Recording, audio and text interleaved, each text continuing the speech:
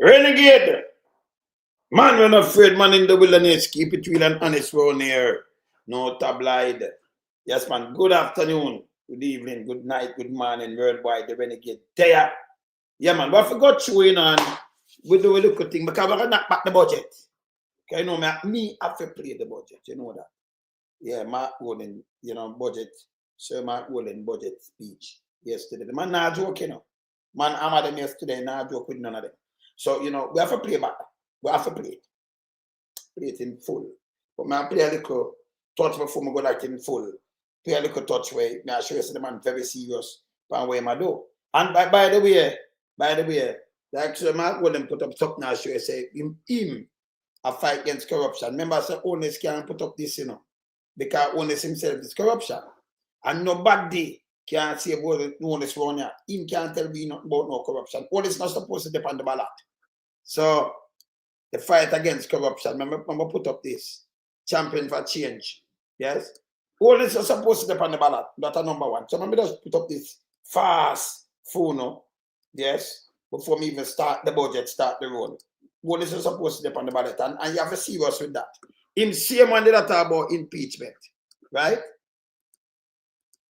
He's the Fitz Jackson. Yes. Him same one that talk about impeachment. So I could just put up this the first thing I do before me start play the budget. Yes?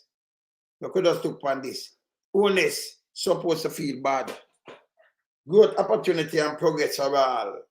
The fight against corruption mean a big thing because Jamaica have changed so much corrupted politician and, you know, police, all of them, corruption.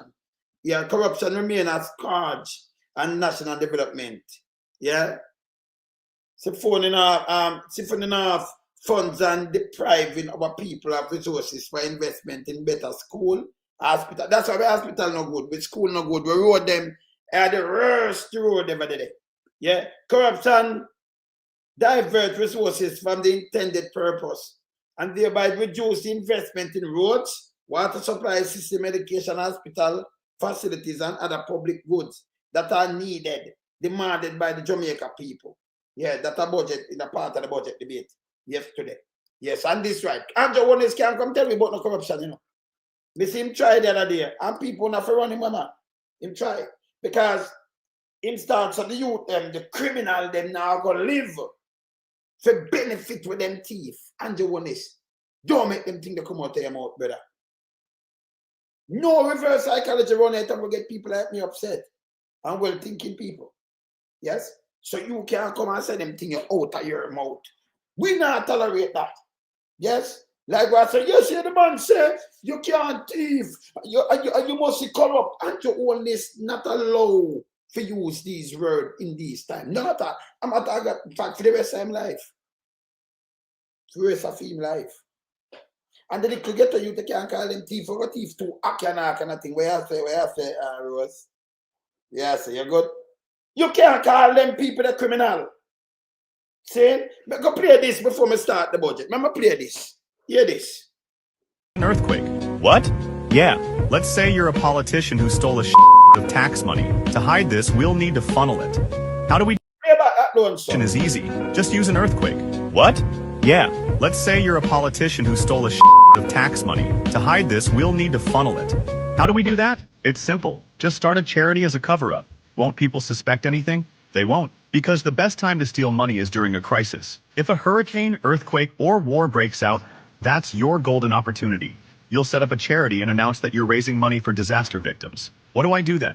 Now, the government and the public will start donating to your charity. Once you have that money, it's time to spend it. So we'll actually help people? No. Would you tell me if Andrew Holness this identifier or not? Please and thanks. You have to start play the budget, you know, but I have to play this first. We have to play this first. Yes. And like how Big Mama them get a shot because I hear this now. When Sir Mark Golden come out and come talk, you know, you will have some of them run out and some of them are get money from. We have spent $1.3 trillion for budget. What I mean, we have make money, stop thief the money and spend it where to spend pan. But when I come knock up, let me tell you enough I'm now. But it's a dead man Mackenzie on TV news. I have that, but I deal with it on a different thing. He might tell them don't watch and say, hey, it's not easy, when I get not fixed right now. If we got last year, before election, you just say we now build $1 billion market down there. Oh, you don't have the money right now. Oh, you don't have the money right now. People them think don't fear ask you steep market, me I roll them to account. Me tell you no, when I let you know go, you know. When a foolishness will stop. We don't know who name the man of the wilderness, so you can't stay there. Me I watch them. You hold them back on them bird, I'm gonna drive back on you. And by the way, me see Feder now come out and talk about war theater. Where my big dirty and stink, you know, say my draw Andrew Holness. I say, you know, it'll take more than one mayor to fix it. Him did it for 2 terms when I want them runners. One. But him stay for 8 years. And fool them crap. And them say them look most 90 million. Listen, 83 million with them overpay and rob. Plus an next 30 million. That alone gone over 116, 18, nearly 120 million. Oh, they never have the money for repair water theater if they never have the money. Oh! We not play with them, you know. And I talk about my admin when we come in, my street administration get it. Let me tell you, me used to show water theater big dirty and nasty and think. Run down 10 years. Nearly 10 years it run down for him. I never supposed to left it. A matter of fact, you have to blame Bruce. Them a leave out Bruce out of this thing, you know. Don't make them use no brain pound around here. Let me continue to play this and tell me if none of this Andrew Holness, then I'll start the budget. Continue alone. Who wants to do that? We'll fake it instead. What? How does that work? Okay, look, let's say you report that you delivered 100,000 meals to disaster victims. In reality, you only delivered 10,000. The other 90,000 meals exist only on paper, but the money for them goes straight into your account. Won't people know? It sounds like we'll greet them too, don't it? Yes. I know that's Andrew Holness, but it sounds like we'll greet them to the money they like when have him drive and the one of them all of a sudden deliver food and everything.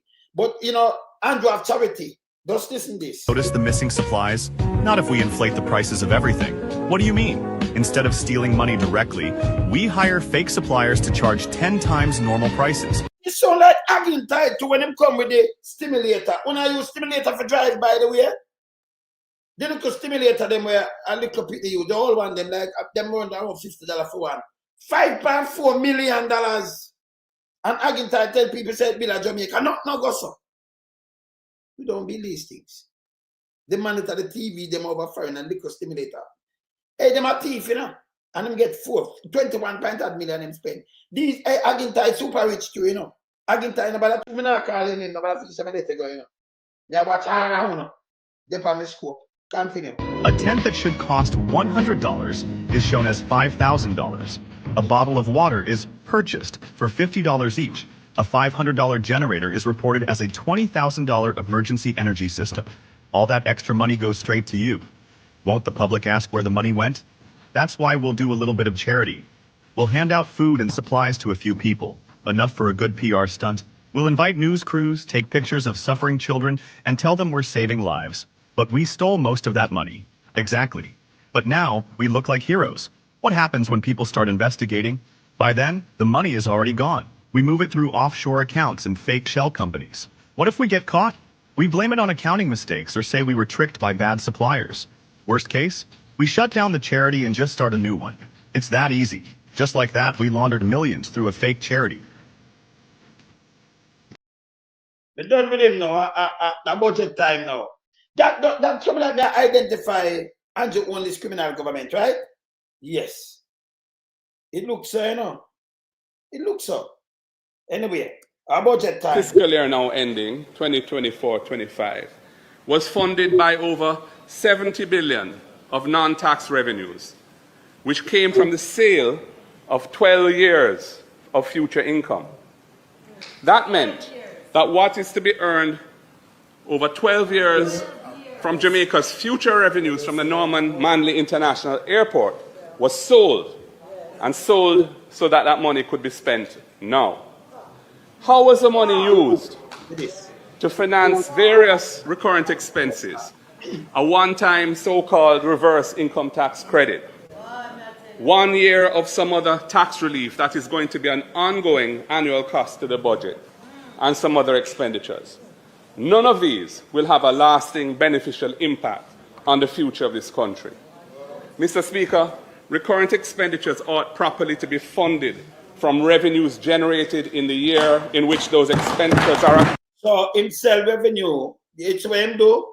Him do everything for the economy. Hey, Andrew, we know what hear from him, you know. I know him I just be a liar. Because I surely could touch on that because I show the whole budget now. Andrew, them go Elijah Clark. This is when them give back the $20,000 and all them are go and good. Him push Beryl aside by the way when them do it because them did have I pay them thing and then go on with it. Pay them thing and them do it last year where them push and give back people things and push Beryl aside, push a lot of things aside. Yes, and so them cut it a go on good when them spend them take 10 years. What are the revenue? 12 years. So we're not going to collect the money until 2037 from the divested airport again. Because him collect them money there, 12 years, what are it? What are set of people wicked? So we are always have some shortfall there. Over $70 billion. And they're planning for this year again. So what they do is go to these entities and future revenues and sell it. But you get a matter of fact, you get a deal too, you know. So you give them this something that might have value like 150 billion, 120 billion. They say, all right, you just give me 70 out of that and that stay for 12 years before we come back to you. Remember them now in a power, you know. You see the arms also them do to Jamaica, you have to move them quick, yeah. Yes. Them break the economy. You can't go back to them and say the revenue on the general, but you can't do it 12 years. But I tell you a lie. The economy are going good when it stagnates and in a recession. These are the nastiness for them do. Yes? And nobody must talk. And aiding and betting by something named Big Mama, Mouthpiece, JLP, yes, propaganda, radio. And the rest of them like Geico and them thing there. You never know say people like we in the space. We're not ease up. I tell you now already, you know. We identify it, facts check them, and push them out for the people them see the truth. Because when the radio station them fear work and I hold them to the truth, them don't do it. So we are do it. Yes? Remember start the budget. Start the budget right now. Yeah, we just highlight something from the budget, but we'll start the budget right now. Yeah? Go back to the budget. Sitting. All right. We could go to the sitting right now. Yes.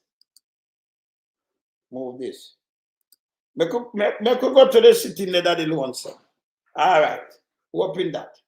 Start the budget. The leader of the opposition and member for St. Andrew Southern to make his contribution to the financial debate with regards to the appropriations bill. May it please you, Mr. Speaker. Leader of opposition.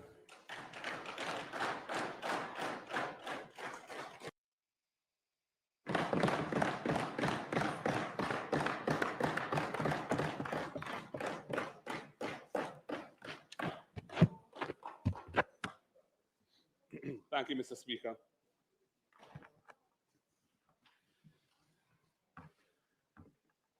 Mr. Speaker, I am grateful to Almighty God to be back here today to make my fifth contribution to this budget debate as leader of the opposition.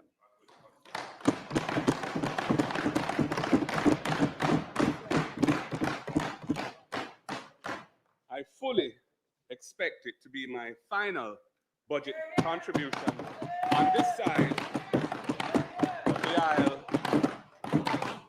in this honorable house.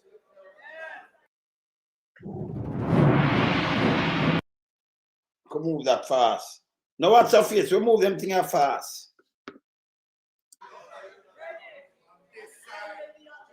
Mr. Speaker, I return to the House this year with a resolve and determination to show up, stand up, speak up, and to act on behalf of the people of Jamaica.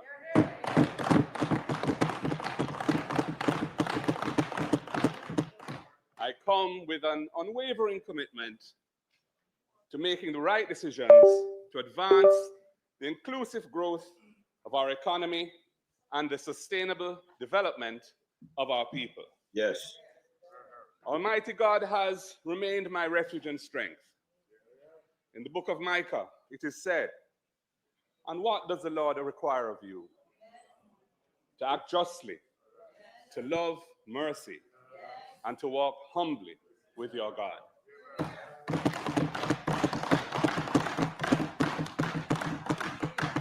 This passage in chapter 6, verse 8, has been a beacon and guide in my leadership of the opposition going into our year of change.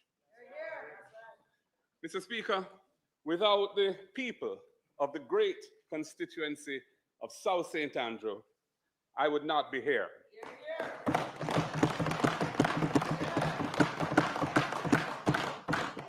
I extend my deepest gratitude to them for their dedication, their courage, and affection, and for their understanding of the exigencies of the role of leader of the opposition. I thank the members of our constituency executive, many of whom are here today, for the great work they do in the service of the people of South St. Andrew.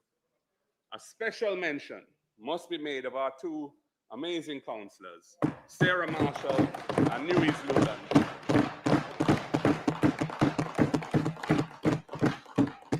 I work with them closely as a powerful team, and they always have my back. And they make sure the work gets done. With us, the word is always love. You are truly my extended family. I have taken this journey of representation with a strong partner by my side. My wife, Sandra, stands with me.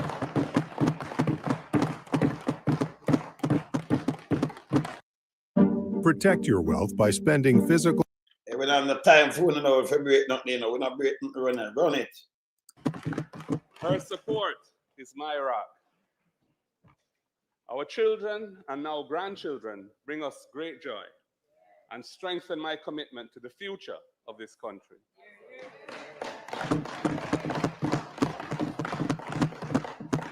As I undertake this awesome responsibility of leading the opposition, of standing up for and standing with the Jamaican people, I do so with a group of members of parliament and senators who I hail today.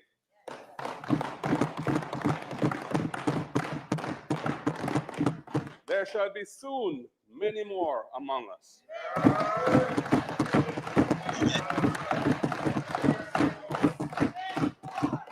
And we will be looking across,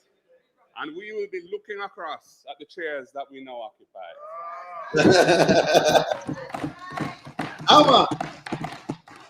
We shall be seized with the responsibility of implementing the plans and policies that we have spent these years refining. We will champion Jamaica's much-needed change.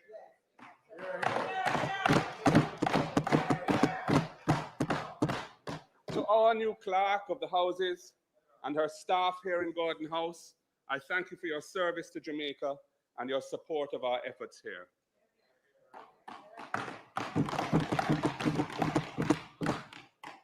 To all my comrades of the People's National Party, its leadership at the various levels, our courageous and committed workers and members, we are marching on to progress. The historic day draws nigh. To the team of patriots at the office of the Leader of the Opposition who make my work possible, I am grateful for your support. I wish to acknowledge the former members of parliament and current senators who are here in the well of the chamber today. And I want to acknowledge our colleagues on the other side of the aisle, who most of the time we enjoy each other's company very well. And occasionally, teeth and tongue have to meet, but that's so it goes. We're all in this thing together. Thank you. I should also mention that there are some councillors here in the chamber who have been very supportive of the road that we are on, and I want to acknowledge them as well.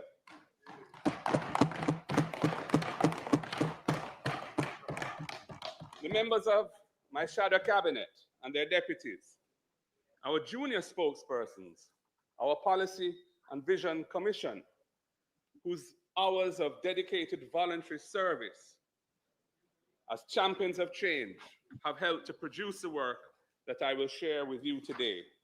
Thank you for being champions of change.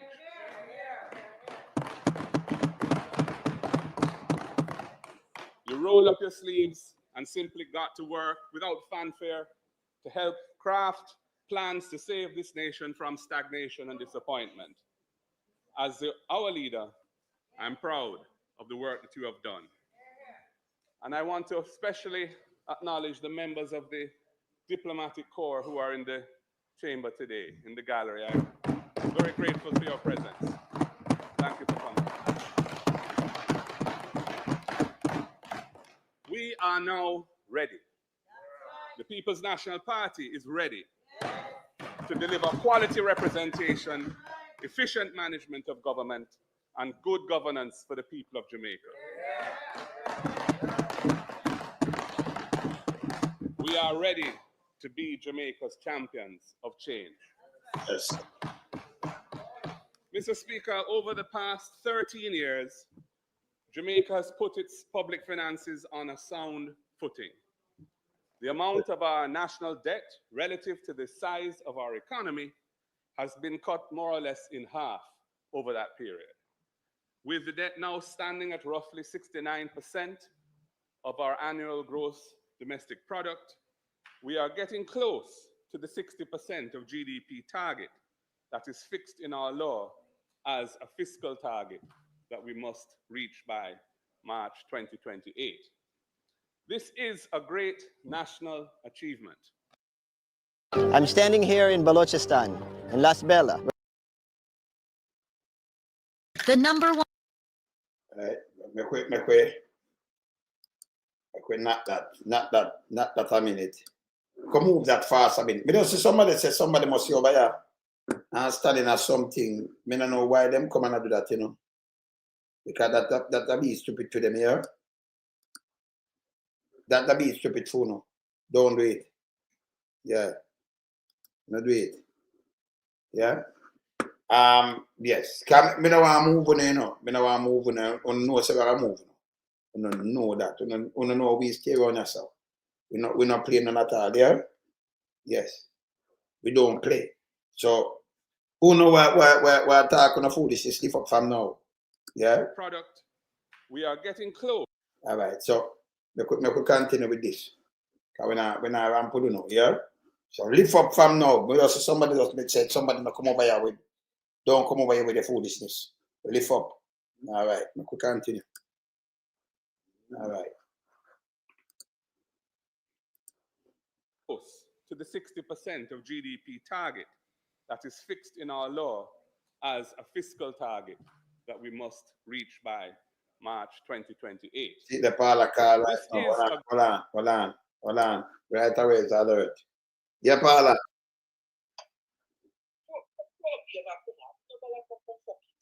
Where name? Where name? Program.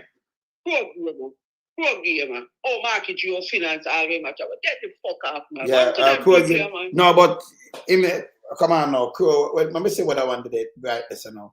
Crow, go on here, so we not come talk. What you mean by road finance? You have $1.3 trillion. Oh, the budget finance now. Yeah. No tax finance budget. Well, we don't love listen and just we no can't count. Wait there. Let me move it fast. Where name Paula? Pro?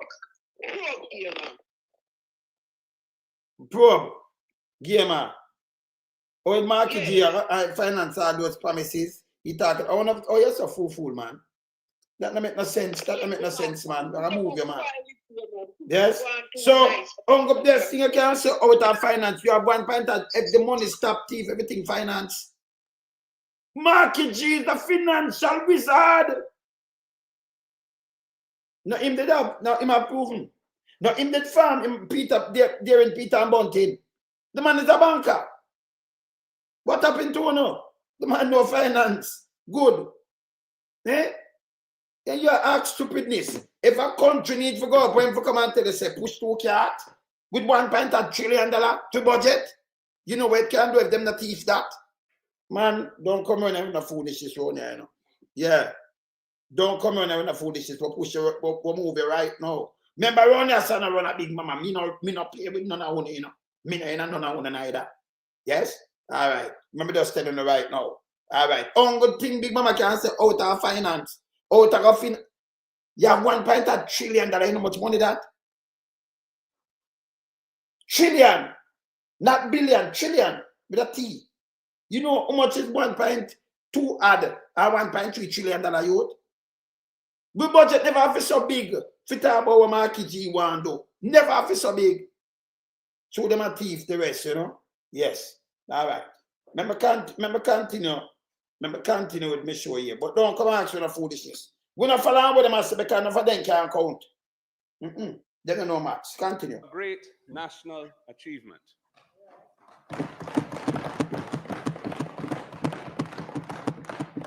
And it is the result of continuity of fiscal policy across successive political administrations.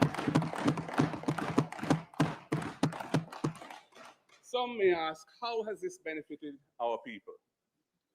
It has meant that money that used to be spent on interest payments can now be spent on other things. It has provided choices as to how to allocate the national budget, choices that were not available before. Nevertheless, the outcome of all the sacrifices made to achieve this triumph in debt reduction has been deeply disappointing. Our national wealth is stagnant, as our economy is hardly growing. In fact, our economy experienced negative growth in 2024 and was in a technical recession at the end of the last 2 quarters in December 2024. Indeed, the credit rating agency, Fitch, in its recent assessment of Jamaica, made the telling point, and I quote, "Jamaica's credit ratings remain constrained by deep structural weaknesses, including subdued growth potential owing to a high crime rate, low productivity, and weak demographics, and vulnerability to external shocks, including weather-related." And by the way, people, that's why they get a BB minus. BB negative. And Andrew take that and spin it. I have it, I play it. Right. And that's it saying now. And it tell you what it mean. But Andrew take that and say we are do good. Because you will fish say. Fish are what they want name. Hear what them say. That's why Andrew Stem just lie. You have to read it for yourself. Continue. Mr. Speaker, macroeconomic indicators do not always tell the full story. Jamaica has statistically low overall unemployment numbers at 3.5%. However, Jamaica still suffers from chronic unemployment, low wages, and unstable incomes. According to the World Bank, 50% of non-agricultural jobs are informal, with no benefits or security. That means they pay your own, your hustle. Yeah, informal. Continue. So, despite being employed, many Jamaicans are still struggling and are essentially working poor. Yes. They are unable to withstand sickness or other unexpected events. True. Too many of our people are in this vulnerable position, despite being employed. Atera is the IT painkiller. Now running ads, running ads. Continue. Many Jamaicans are unable to set aside any savings for the future, even though they have a job. Miss Pearl does some selling from a stall downtown. The official statistics consider her to be employed, but her earnings are modest, and she finds it hard to make ends meet. So you hear what I'm saying? The statistic tell us that she employed, and that Andrew use. And those your hustler have a little style. And so more people are not like him employ them. You know, see more people at the school. You know, see no more people going in. Listen, and them just a hustle, I call it hustle. And then them add it up and say, yes, them imply if every chap grass one day, you imply for the whole year. So the statistic really wrong too, you know, because you have some people just hustle every week, but you imply according to them. That can continue. Due to the unstable nature of much of the employment from which the statistics are derived, many workers are effectively locked out of the housing market. Lending institutions are unwilling to extend mortgages to individuals whose employment situation is precarious. As pointed out last Thursday by our spokesperson for finance, this is reflected in the United Nations Food and Agricultural Organization, FAO, report. It says that 55%, i.e. more than half of Jamaicans, are facing moderate to severe food insecurity. Our people cannot afford to buy enough nutritious food to live a healthy life. People in Jamaica are skipping meals, forced to buy cheaper, less nutritious food. This state of food insecurity, Mr. Speaker, is reflected in adverse health outcomes. We have an epidemic of diabetes, many call it sugar, hypertension, many call it pressure, and far too many people are getting strokes. Some depend on cash pot winnings to determine whether they can provide a meal for their families on a given day.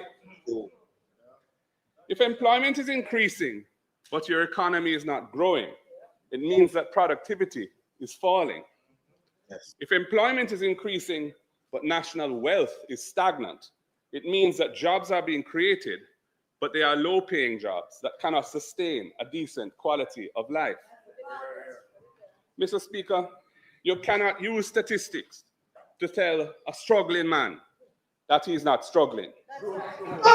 You cannot use statistics to tell a hungry child that she's not hungry, or an underpaid worker that he or she is doing well in life. People know what the reality of their lives is.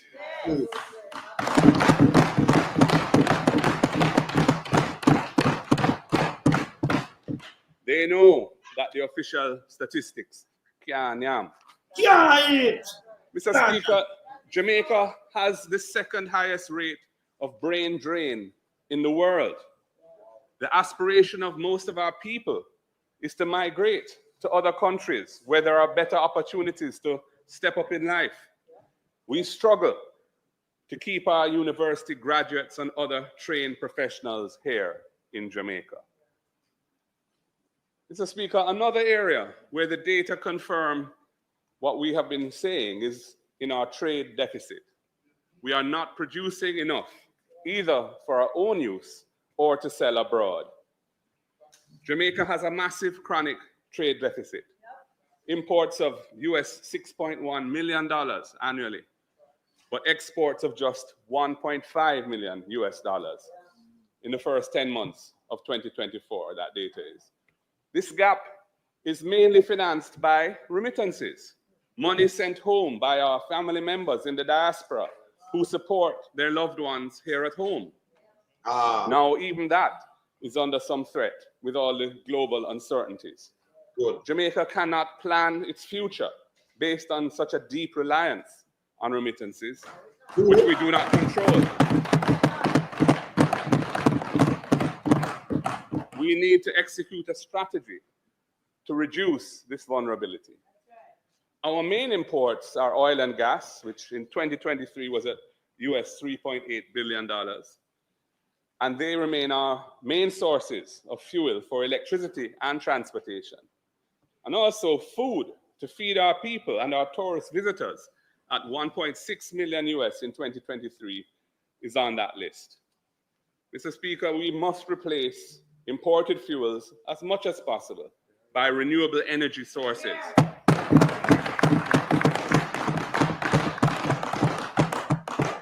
Like solar and hydro and wind that we are blessed with in abundance.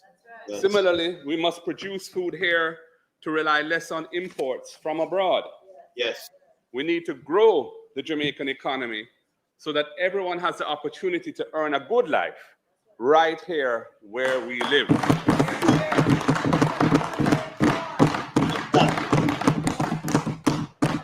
Mr. Speaker, after the Minister of Finance's presentation, the country really needs to be reminded that it was the last PNP administration which in 2014 passed the Financial Administration and Audit Amendment Act. It set the targets that now establish 60% of debt to GDP as something that we are required to meet by a prescribed date, and the rules and the formula in the fifth schedule to the Act that the government now uses to determine how much fiscal space they have. But them not all these things, you know. Yesterday, them pass it into law in 2014. You have to listen to these things good. Don't follow and Holness them. I chaired the Legislation Committee of Cabinet, which finalized the details of that act. Yeah. Working. Mark Golding himself put the country, but about him finalize the detail of that. Him, Dr. Phillips, Mama P. them. Yeah. Continue. With others, including the present Fiscal Commissioner, who was at that time a technocrat in the Ministry of Finance. Yeah. It is that transformational legislative achievement that has guided the fiscal policy decisions that have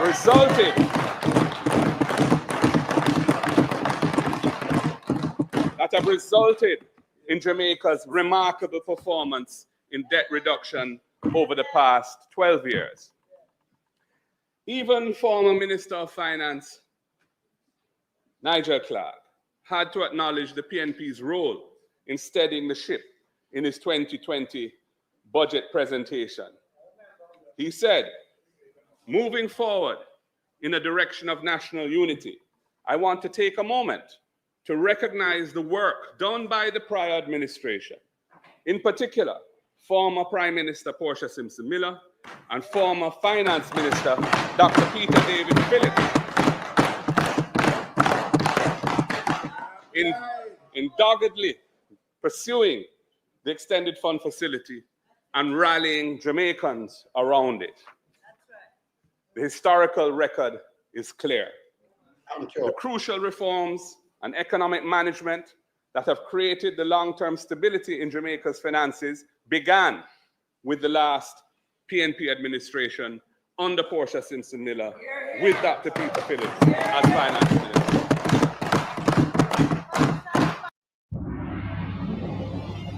Leave this alone. We not. Hey, don't stop it. Don't stop it. Move. Stood the historic nature of their assignment and they championed change. We acknowledge that the current government continued what we had started. Jamaica has benefited from continuity in this journey. But let no one forget, we did the heavy lifting.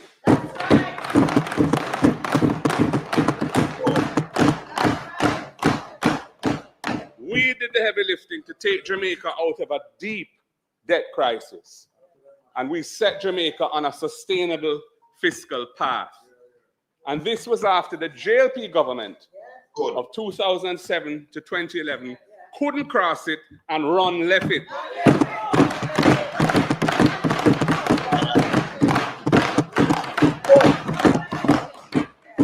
It was not in their DNA, right, Julian? On Thursday, our spokesperson for finance irrefutably established that Jamaica's tremendous achievement in public debt reduction is a PNP baby. We are proud of that achievement and that legacy, and we remain, most importantly, we remain fully committed to fiscal discipline.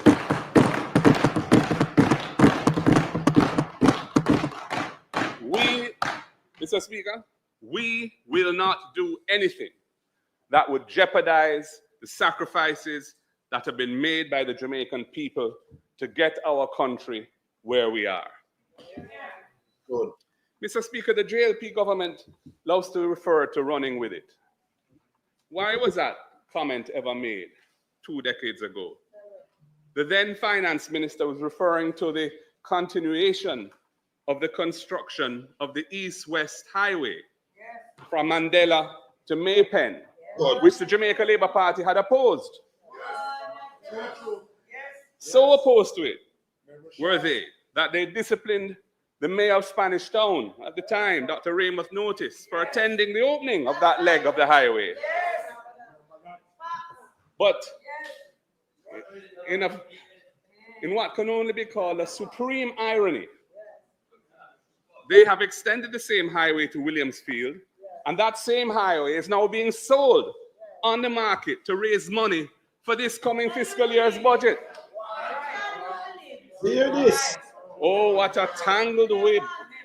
Oh, what a tangled web they Hear weave that. when they practice to deceive. And people, by the way, Dr. Raymond Notice are the same one we introduced the JP mayor. Him are the same one. He was the doctor for the prison when they introduced Canum to prison, not the PMP or PJ Patterson, like where Orwell and them are run with. Them for stop it. At time you have to fact check on these nastiness, them for stop it. Yes, man. Them. And it wasn't a bad idea. So when I bash Dr. Notice, because them in there going with them fandangles and carry it and spread it all over the place. It's not right. You have to speak truth to power, yeah? So it was them, not PJ. Them to call up them dunce people and stop push out foolishness. Continue. Mr. Speaker, what about the current situation?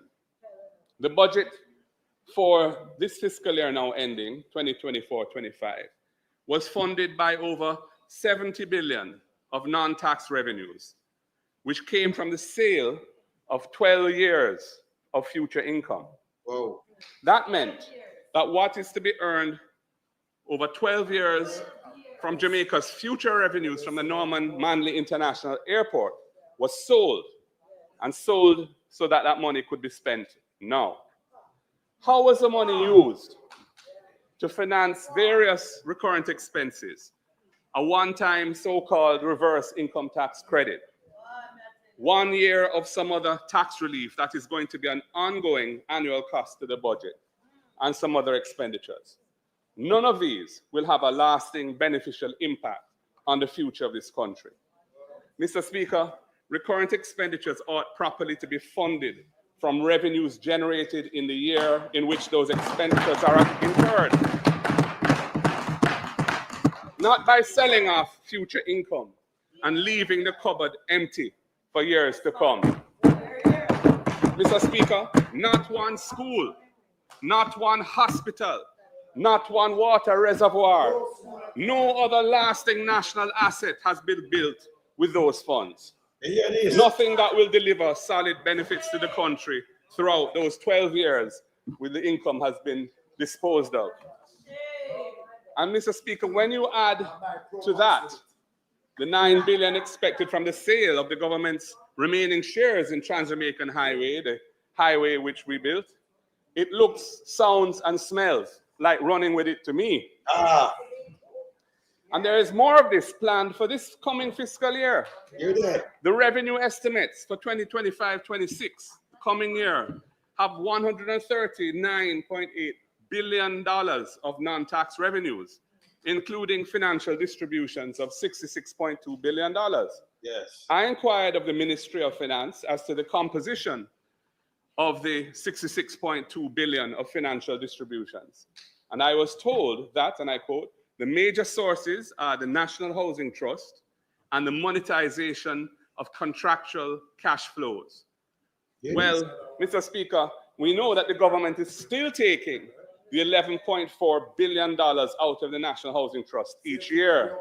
Oh. And this is despite the current Prime Minister, when he was opposition leader, committing in 2013 to amend the law and ring-fence.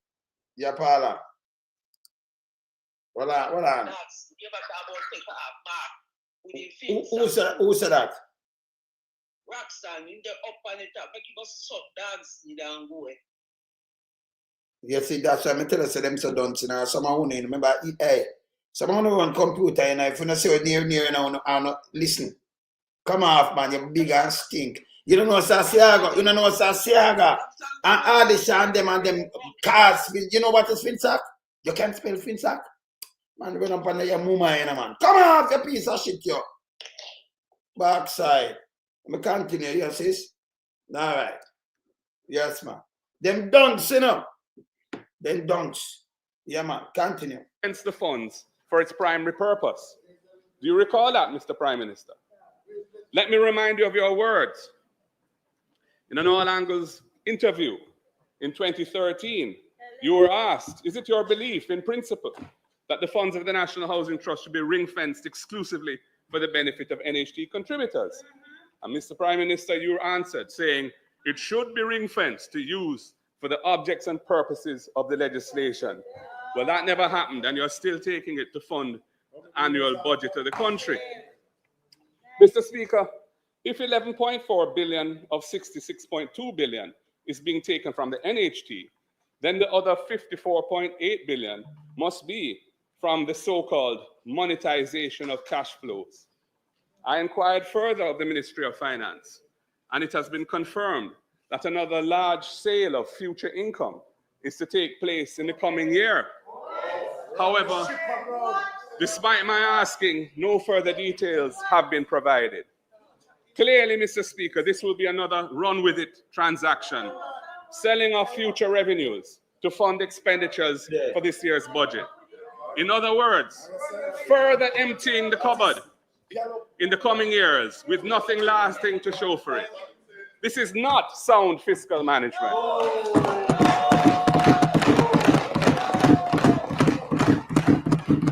To the contrary, it is playing fast and loose with the future of the country.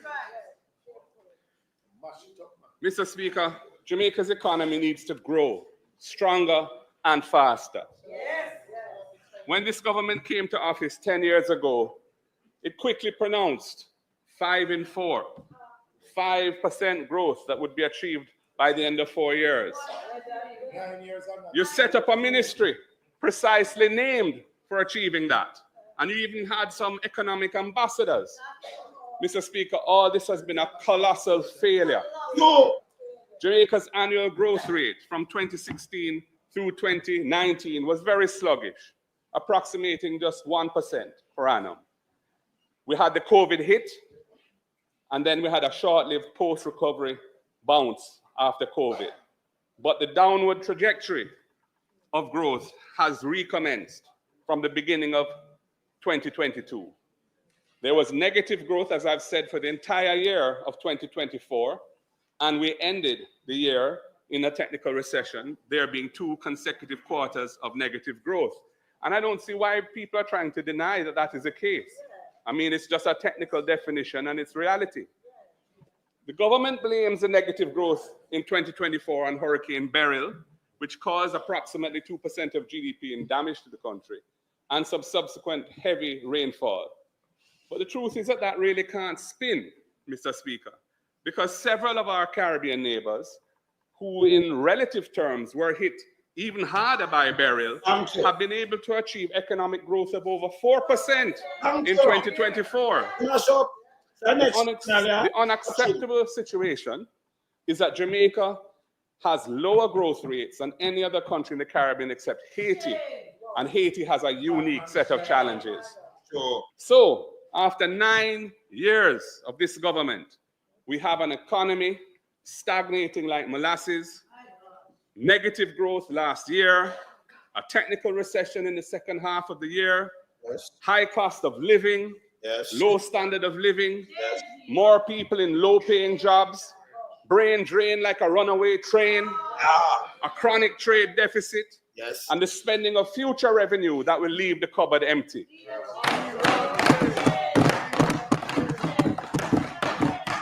The undeniable facts are that this government has mismanaged the economy and has failed to build on the strong growth,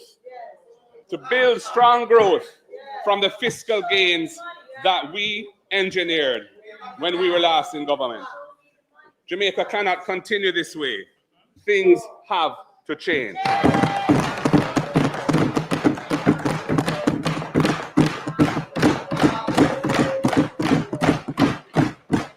Mr. Speaker, when we When we speak about change relating to the national development of the country, we know that it's a process.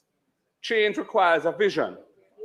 I stand on the shoulders of those who led the party that I now lead. They were champions of change, steering this nation to independence in the case of the Right Excellent Norman Washington Manley, and through the choppy waters of national development in the case of Michael Manley and P.J. Patterson and Porter Simpson Miller and Peter David Phillips.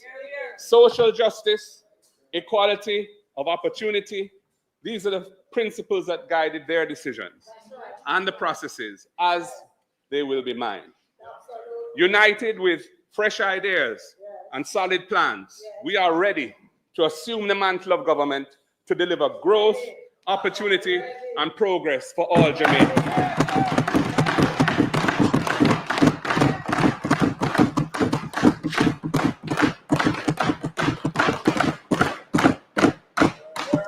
Mr. Speaker, in his inspiring presentation last Thursday, that has ignited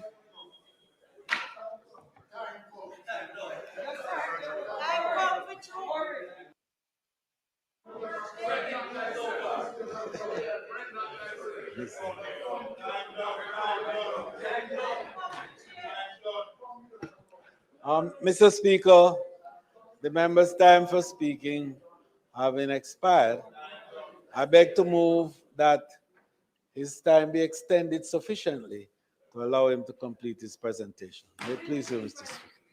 Speaker. The required desired motion is on the floor. Those in favor? Those against? The ayes have it. You may continue. If you're sick and tired of being broke and unable to... Sick and tired. Jamaica people that have them sick and tired to be broke, you know. Continue.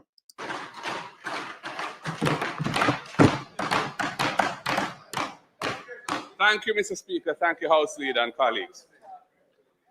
Mr. Speaker, in an inspiring presentation last Thursday that has ignited a flame of hope in many Jamaicans, our spokesperson on finance, the member for Southeast St. Andrew, outlined some of our plans. As he aptly put it, we will, and I quote, combine fiscal responsibility with innovative, bold leadership to break free from the cycle of low growth that has limited Jamaica's potential. End of quote. And he also said that we will, and I quote, relentlessly pursue deliberate, inclusive, and sustainable growth that reaches every corner of Jamaica. Growth that transforms our economy by moving beyond low-wage jobs to high-value industries, fostering innovation, and driving value-added exports. This means creating better-paying jobs, improving infrastructure, and empowering local businesses to compete on the global stage. Our focus is on growth that improves lives, lifts families out of poverty, and creates opportunities for all Jamaicans.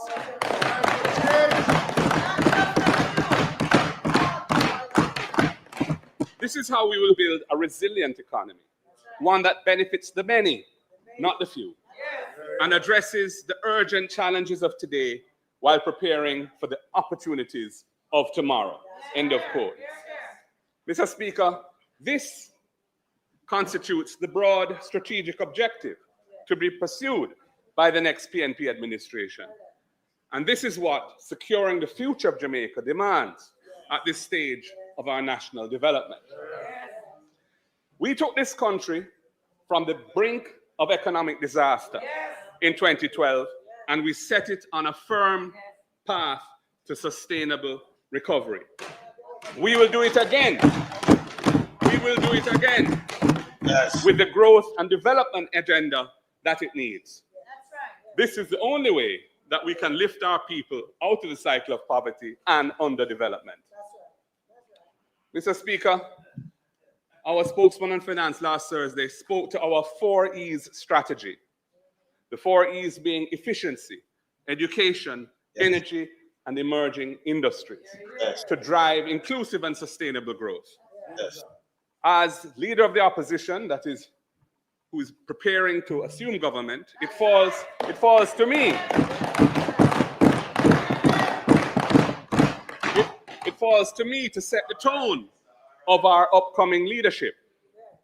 There is a spiritual and ethical dimension to this, a fifth E on which our growth agenda is founded, and that is ethics.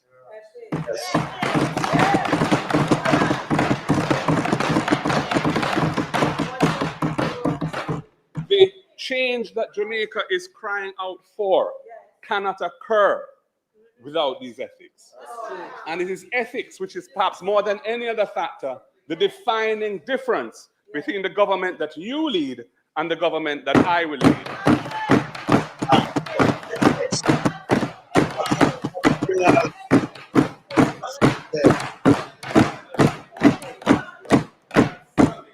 Mr. Speaker, in this budget debate, and as the country moves towards the general elections, many proposals and promises will be made addressing matters of national importance, addressing the issues of growth, governance, education, crime, employment, social issues, etc. The achievement of our goals depends on human effort and human cooperation, built on our relationship with Almighty God.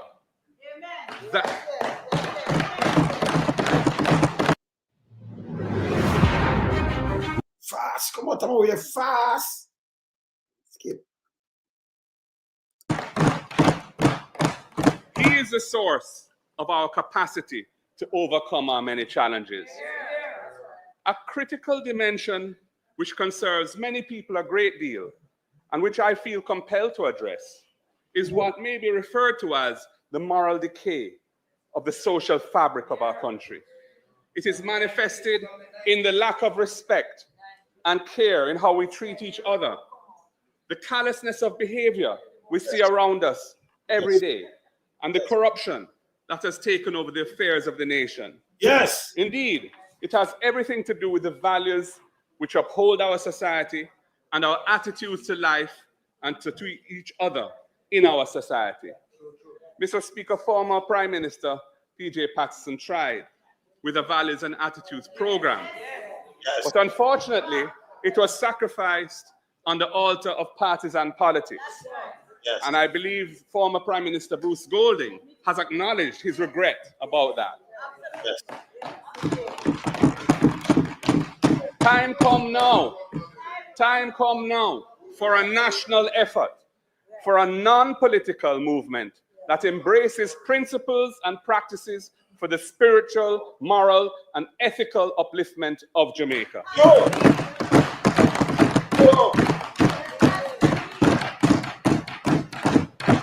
Mr. Speaker, the next PNP government is committed to such a process.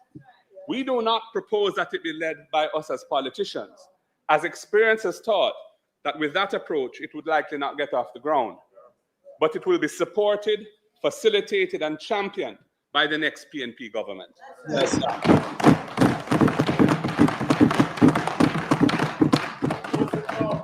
Our vision is that this movement will be led by spiritual and civic leaders who have the reputation, credibility, commitment, and desire to do so. Collectively, Jamaicans must raise the bar as champions of change and restore the social fabric of this country. If we can do that, and I believe we will, it will make it so much easier to overcome all our challenges and achieve our economic and social goals.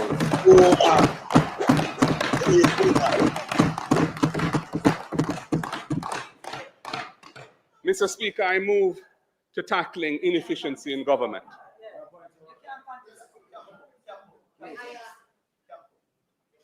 Mr. Speaker, businesses in Jamaica continue to struggle due to structural barriers that limit their ability to grow, innovate, and compete in a global trading environment.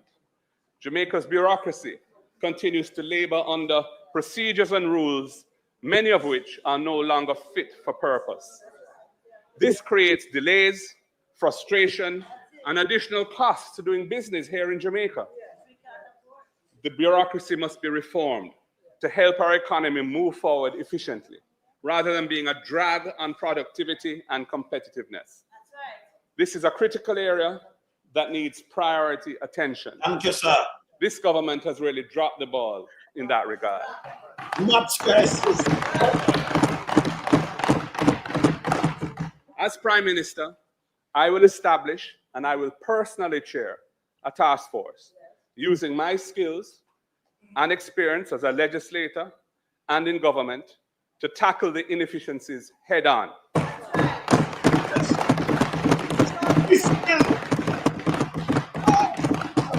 These problems cannot be solved on any permanent basis by a phone call from an influential person to a bureaucrat to beg them to do something. It can't work like that. Thank you, sir. We will remove. Hey, remember, Vaz, them love to that, you know. Call who them call and then think. Continue, sir. Or amend the laws and rules that slow down productivity and stand in the way of growth and development. We will get rid of outdated regulations, and we will drive the required changes to make the bureaucracy user-friendly and efficient for citizens and for business. That is my pledge to Jamaica. And anyone who knows me and knows of the career I've had knows that I have the capacity to deliver on that commitment.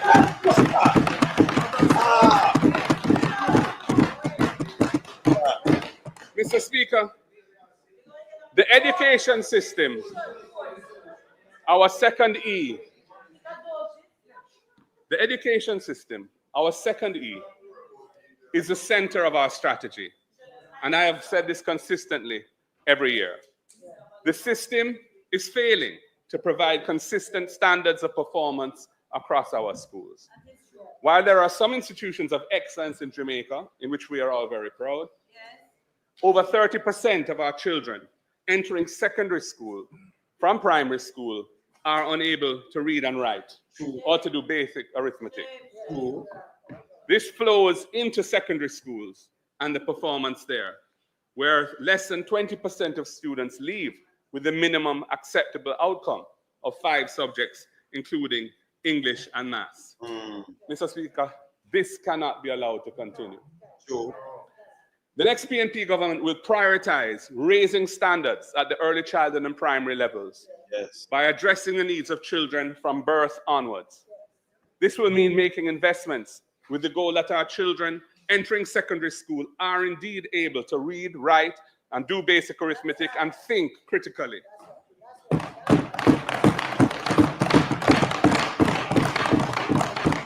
These investments are required in teacher training and compensation, infrastructure and technology, and in support services for parenting. Absenteeism is a big problem. Too many children are missing days from school each week. We will expand and improve the school feeding program to ensure adequate and proper nutrition and encourage school attendance.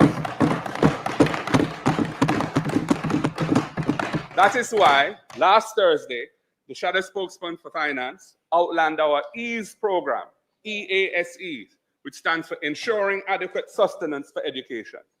We commit to providing a daily lunch meal at primary and secondary school for all children who need it. We commit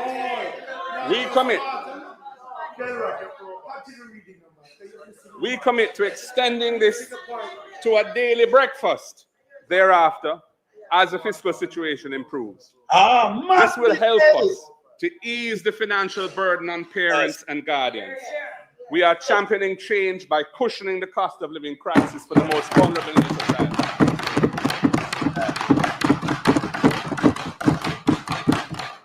And as another element of the EASE program, we commit to rolling out a transportation subsidy for students in areas not served by JUTC, which has provided subsidized fares for children and elderly since it commenced operation under a PNP administration.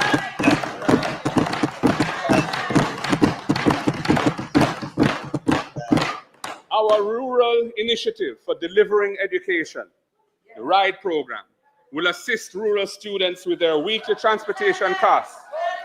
Children in Westmoreland and St. Elizabeth, students from Manchester and Clarendon, young people from Portland and St. Ann, indeed from all across the island in rural parishes, they will benefit. From Portland to Hanover. We need to give the next generation a better chance. So we are championing change.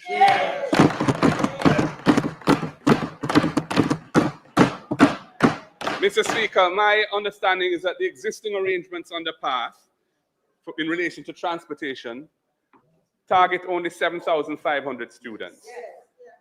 Our aim is to expand it significantly over the next 3 years. Our target is to expand it to 50,000 students in that period.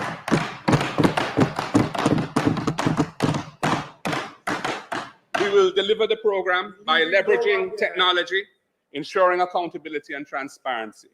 We will start modestly and we will scale it up. We will partner with the schools, licensed transport operators, and service stations to deliver the ride program via a cash-free system. We will say more about this program at an appropriate time. This is how you protect your house and family from danger. We can move that fast.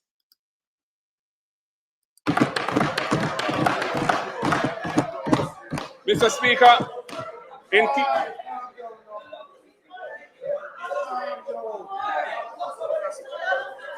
they are getting rather excited.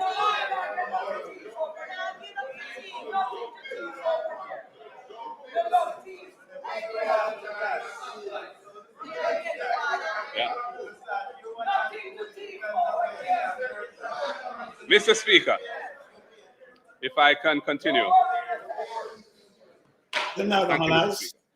In keeping with our belief in a sound grounding, a solid grounding in ethics, we will equip our students with an understanding of the Constitution and their rights, and with social skills based on wholesome values and attitudes.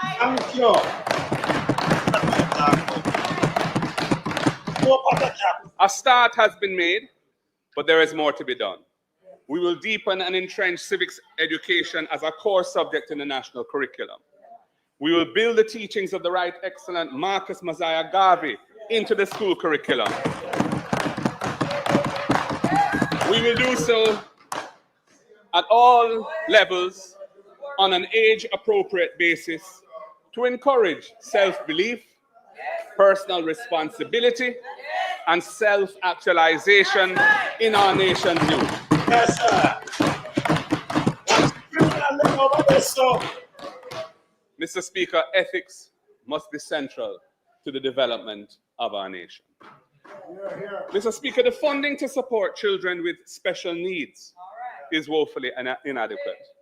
We really see the need to address this matter, and we will provide resources to place emphasis on the diagnosis of learning disabilities and to strengthen shadow support for children who need it, and other measures to support the education of children with special needs and their families.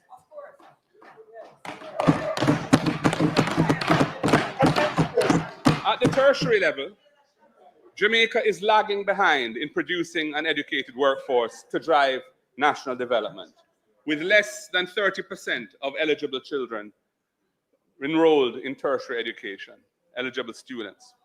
We will provide one full scholarship for a university degree per family. This will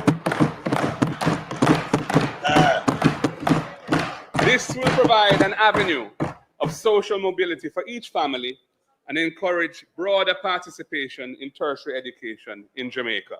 Yes. Mr. Speaker, the next PNP government will go further than the other side have when it comes to student loans, while we acknowledge the adjustments that have been announced. We will cap loan payments for borrowers from the Student Loan Bureau at a manageable percentage of the borrower's actual income. In periods of unemployment, we will suspend loan payments and tack those payments onto the back end of their loans without penalties. Young professionals who borrowed student loans to invest in their education will no longer have to fret about the shackle of a bad credit score through no fault of their own.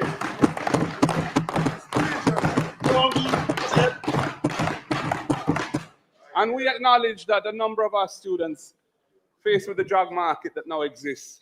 So we will have a special amnesty program to allow students who are now in default to bring their loans current without incurring penalties and arrears interest. Mr. Speaker, Jamaica is suffering from high rates of attrition from our teaching profession. Classroom teachers feel underappreciated, and they have been leaving in droves for better pay and working conditions elsewhere. We need to encourage bright and committed Jamaicans to go into teaching and stay in the teaching profession. We need to reverse this trend by encouraging those people who would otherwise want to perhaps go elsewhere. We will ensure that teachers receive student debt reductions and motor vehicle concessions at levels that increase with their years of service in the teaching profession.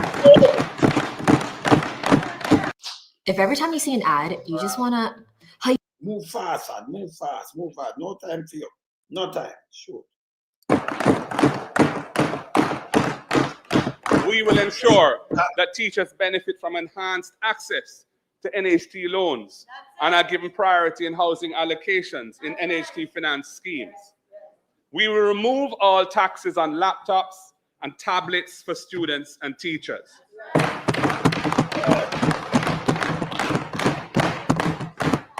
And we will negotiate package deals to provide teachers with free internet service as a tool of their trade.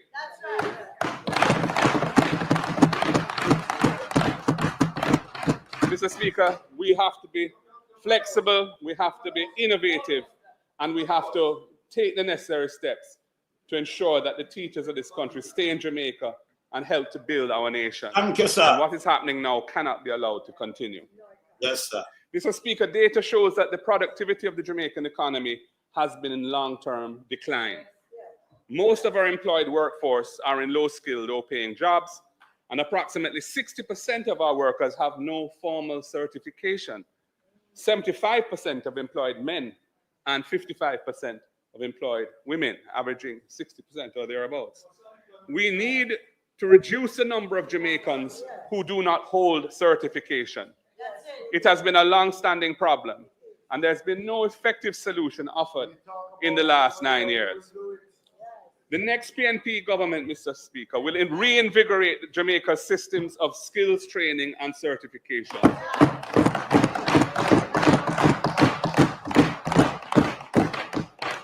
That will help our national productivity to increase dramatically so that we can attract investment in high value-added industries that provide well-paying jobs for our people globally. This way we can put an end to the calls for the importation of labor, which are getting louder and louder. We will establish state-of-the-art vocational laboratories in all high schools, entrenching the vocational pathway in the 7-year secondary experience that leads the students to level 4 certification by the time they graduate and leave high school.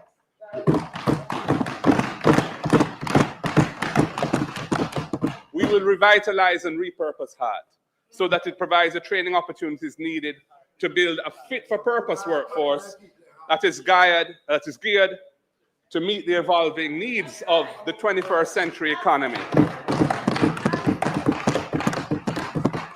And Mr. Speaker, we also recognize the benefits of training in the private sector. The private sector training typically is more geared towards the actual knowledge and skills which businesses need to compete and expand. There's tremendous value in that. The competitiveness of our economy will therefore benefit from a significant expansion of the investment in training at the firm level. We will use HEART's resources to incentivize businesses to invest in training. We will match dollar for dollar the amount that a business spends on training so that it can expand the productivity and efficiency of Jamaica's workforce.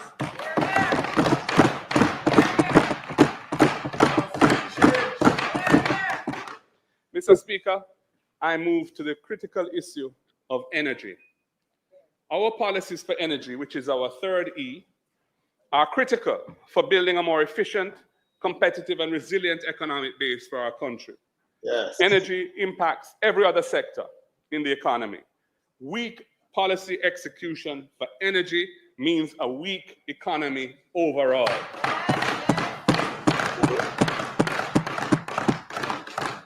Electricity prices in Jamaica are also way too high, undermining the competitiveness of our economy and hurting consumers. When we left office in 2016, the cost of electricity per kilowatt hour was 26 US cents.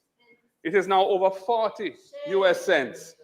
The price of electricity has just about doubled under this government.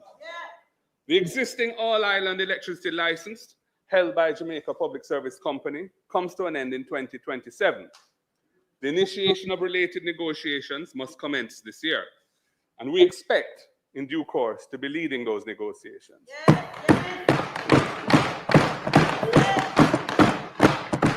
It is a process that must be pursued with great diligence, expertise, and vision to ensure a more responsive and forward-looking approach to consumers' needs and business needs. Greater climate resilience for the country's transmission and distribution system must also be a part of the mix. Mr. Speaker, this government has failed to issue regular requests for proposals, RFPs, for additional renewable energy over their 8 years. In fact, there's only been one in the last 9 years. We will prioritize achieving the renewable energy target of 33% by 2030. We intend to issue utility-scale RFPs every 2 to 3 years to achieve our renewable energy target. And Mr. Speaker, there's an important social dimension to the high cost of energy. Theft is a major problem for the economic viability of the electricity system and exposes many families to legal and fire risks.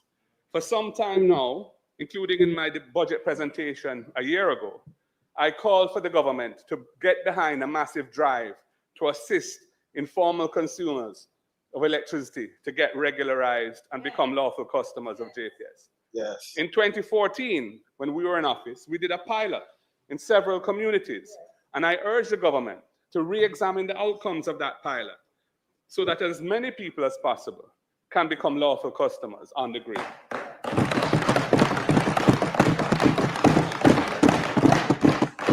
I acknowledge the effort announced last Tuesday by the minister, but $1 billion is not enough to make the level of impact that is needed. At $50,000 per household, this will only extend to 20,000 households, which is roughly 300 households per constituency. And that will really barely scratch the surface. The survey of living conditions indicates that there are 1 million households in Jamaica, but there are only approximately 700,000 residential customers on the grid, meaning that the need probably extends to around 300,000 households. Our plan for this important initiative is more extensive. We see it as a crucial socioeconomic imperative to decriminalize the electricity consumption of the many Jamaicans who cannot afford to undertake the process of regularization on their own. We are determined to empower these otherwise upstanding citizens to become lawful customers of the utility. It will reduce the risk of electrical fires, which are prevalent in many communities. It will provide a recognized proof of address to open bank accounts and for other processes of inclusion in society. And it will reduce the losses that push up the price of electricity for Jamaica's other customer base. We will invest in an electricity empowerment program.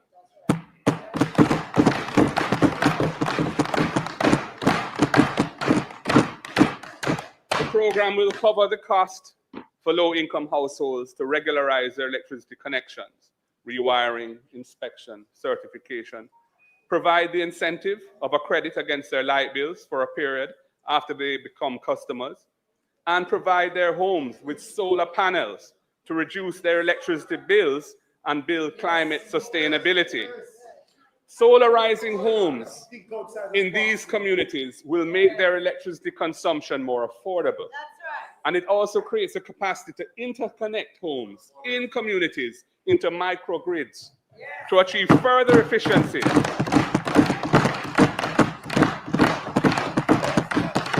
and further savings for residents, as has been done successfully in other countries, such as Bangladesh. Mr. Speaker, reducing prices, increasing access with dignity, and improving efficiencies. That's the way that we will champion positive change in energy. And we are fortunate that our Shadow Minister for Energy is a man who, in his past record in government, has shown his capacity to achieve transformational change. He did it in the telecom sector, and he will do it in the energy sector. Mr. Speaker, our finance spokesperson spoke of 4 emerging industries to drive growth through economic diversification and innovation. These sectors have never before been central to a growth plan in Jamaica. I want to say something more on one of them, the cultural and creative industries. Mr. Speaker, Jamaica has a proven competitive advantage in the cultural and creative industries. Our culture and its many creative manifestations, be it music, culinary arts, film, drama, our national language, all of these have become immensely popular and influential all over the world. The success achieved by our creative practitioners over the years has, for the most part, been through their own efforts and their own genius. The state has largely failed to put in place the strategic laws and systems of support and the institutional and physical structures of support that will enable our creative entrepreneurs and practitioners to move ahead. There was a time when the absence of state support did not seem to matter because the industry was thriving and growing anyway. But times have changed.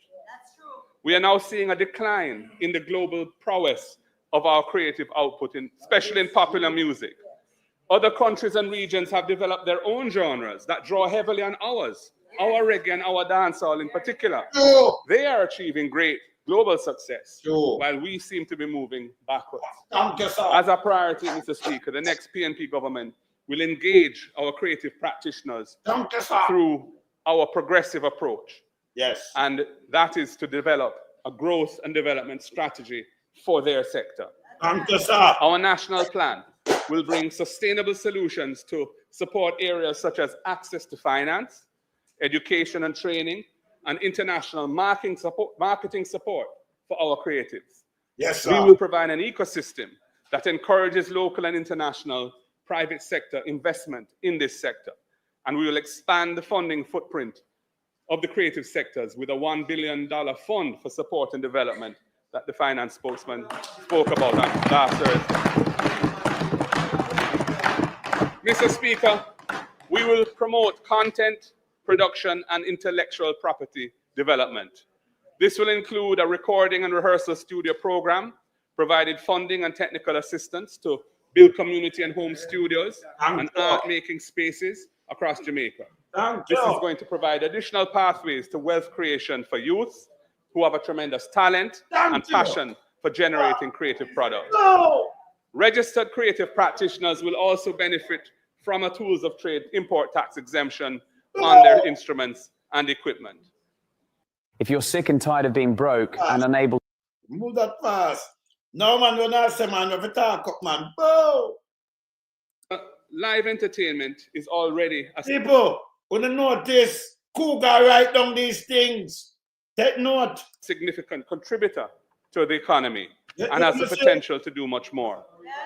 We will support the emergence of a full year-round calendar of entertainment and cultural events and activities for the local and international marketing of the industry. Yes, sir. We remain committed to the establishment of proper and properly equipped 24-hour entertainment zones in suitable locations across Jamaica. We started the process. We started the process when we were last in government. Yeah, man, yeah. And the shadow Minister for Education was then a Minister of State in the ministry with responsibility for entertainment, was the one who designed the concept. It has floundered under this government until very recently we've seen some action. Unfortunately, some environmental issues and so on seem to have been overlooked and planning issues, but we intend to push this area more seriously. Mr. Speaker, we are disappointed with the very slow pace of disbursement to film projects from the funding that was provided in last year's budget to support film production. Not one, I'm told, not one of the 400 applicants has yet received any funds from this announcement that was made a year ago. Jamaica clearly has capacity to grow as a destination for international film production, but there needs to be an ecosystem that can support it. The applicable tax rules, the processes for the seamless and low-cost importation and re-export of required film production inputs like equipment and props and costumes, all these need to be put on a clear and investment-friendly footing. The bureaucracy is getting in the way of the film industry. We will change that.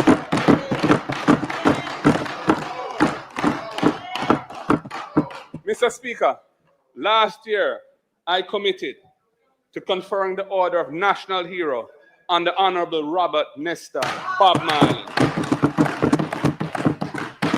This will be a priority action when we form government. The year in which we celebrate the 80th year of his birth. As we cement that spirit of one love in Jamaica, we will also commemorate the significance of Fiwi language in our expressions and identity. We will also confer the Order of National Hero on the Honorable Louise Bennett Coverley, Miss Lou, making her Jamaica's second female national heroine. Time come for Bob Marley. Time come for Miss Lou. Mr. Speaker, the difficulty many Jamaicans are experiencing financially is matched by deficiencies in 5 sectors driven by public service delivery: citizen security and social transformation, land and housing, the maintenance of roads, agriculture and food security, and healthcare. Among the many gaps in our current policies, there is a deep sense of insecurity faced by Jamaicans affected by these deficiencies in policy. Our policies focus on filling those policy gaps. Mr. Speaker, after 8 years of escalating violence under the JLP administration, in 2024, the number of murders, for the first time under this JLP administration, returned to the lower range that it obtained in the previous PNP administration, and we're very glad for that. This year, murders are down quite significantly, less than by some around 30% down versus last year, 2024, a trend which every well-thinking Jamaican wishes to continue. Mr. Speaker, this reduction is a testament to the effectiveness of targeted policing strategies in replacement of the ineffective states of emergency that were previously employed by the Holness administration.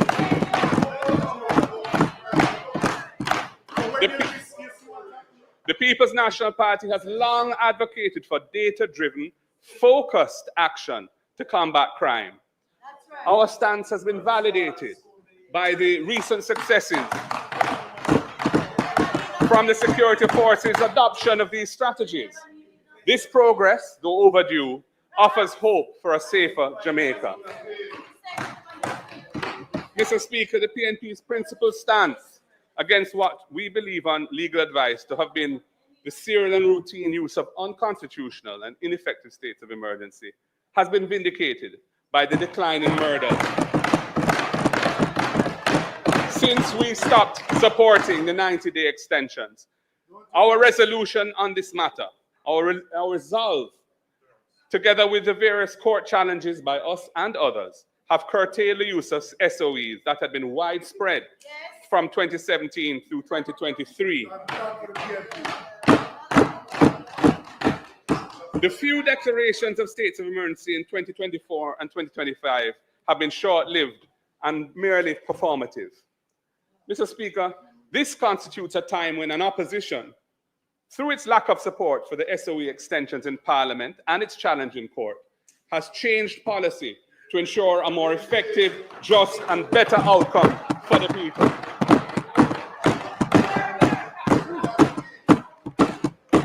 Mr. Speaker, the adamant reliance on SOEs proved to be a costly misstep. Aimed at projecting toughness, the SOEs failed to dismantle criminal networks and address the root causes of violence. Instead, they eroded community trust and diverted critical resources. In contrast, our advocacy for selective targeting of violent criminals has shown measurable success without the economic damage or the stigmatization caused by locking down entire communities. So,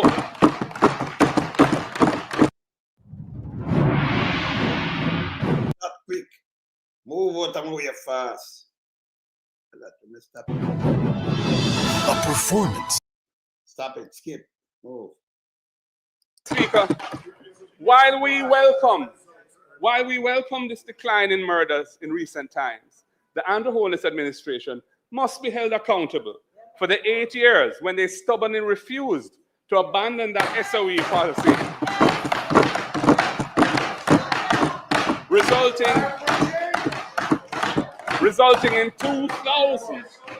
resulting in 2,300 more murders occurring, a 25% increase than if they had just maintained the average annual murders that you inherited from the previous PNP administration. Bad policy has negative results. Furthermore,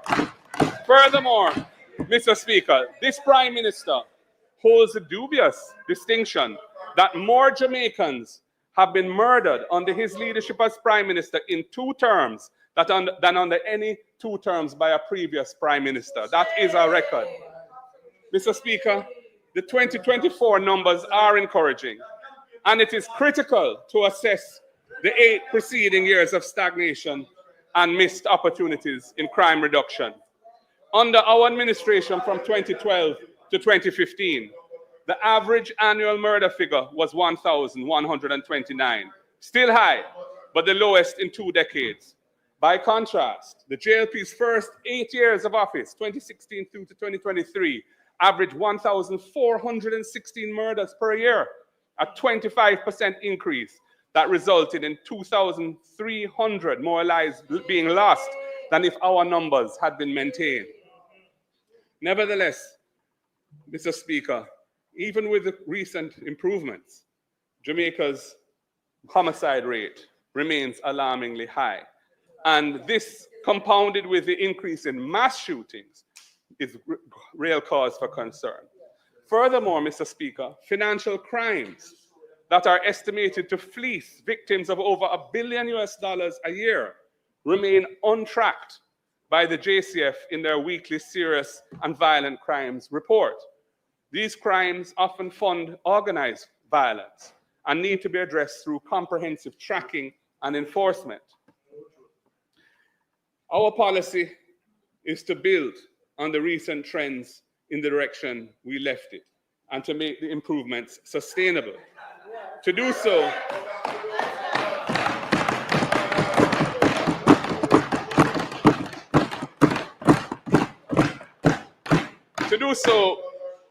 we cannot only rely on hard policing.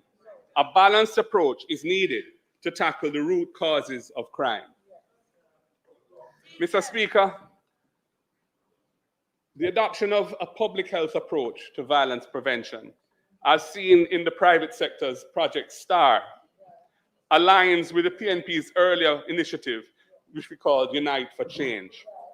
This model treats violence similarly to a contagious disease and addresses root causes such as poverty, poor socialization, unemployment, and inadequate education. Jamaica has an opportunity to re-embrace this model and lead by example. To solidify the recent gains, Mr. Speaker, we must adopt a comprehensive, holistic approach to crime reduction. We will target interventions on the small percentage of people and places which are responsible for most of the violence. This includes enacting legislation along the lines that we proposed in 2023 for a court-supervised process of pre-charge detention of serious criminals on whom there is credible intelligence. This will facilitate prosecutable cases being built and charges being laid within a prescribed time frame without violating constitutional rights.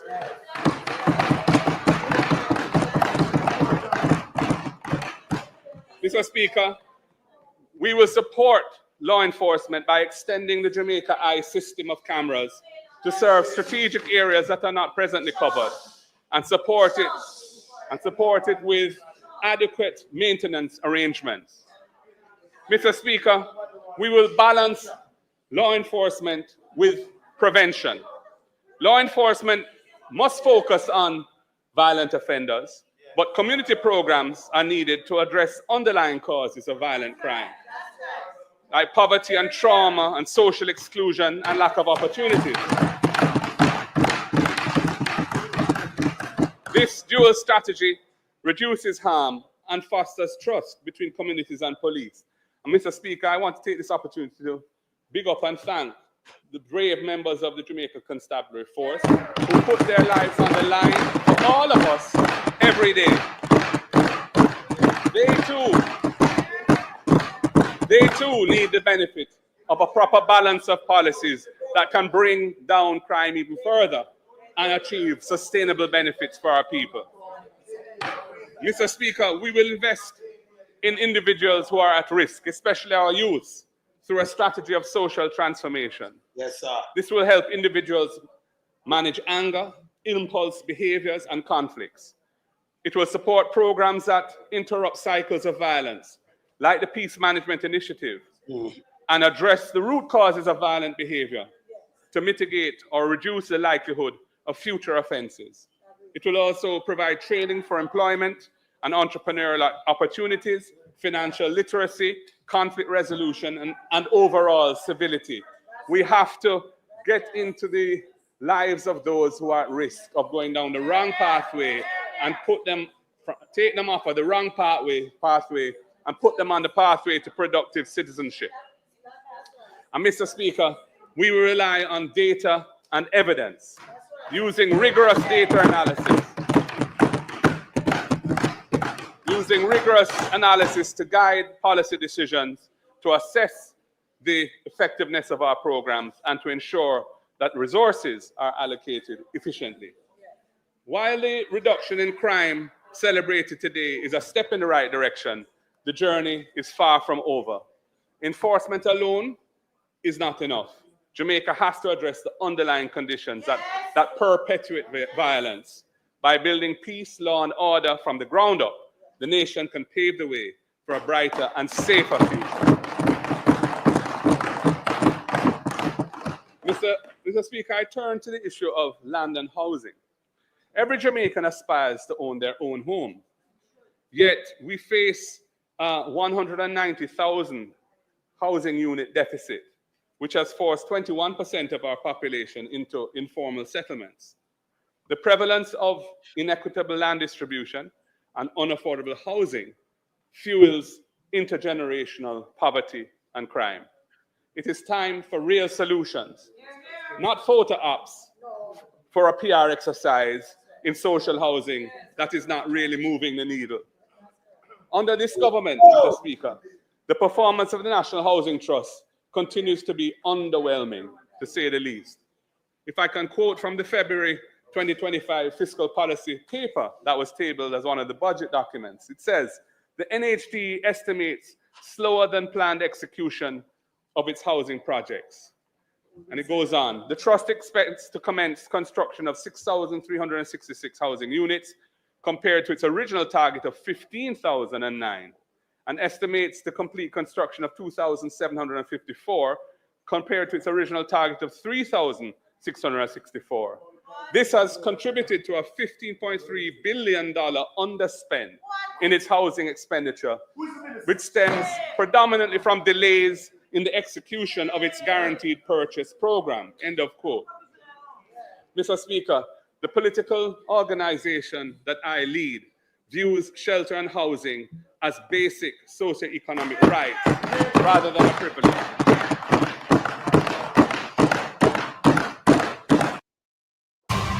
There is Move again. Move fast.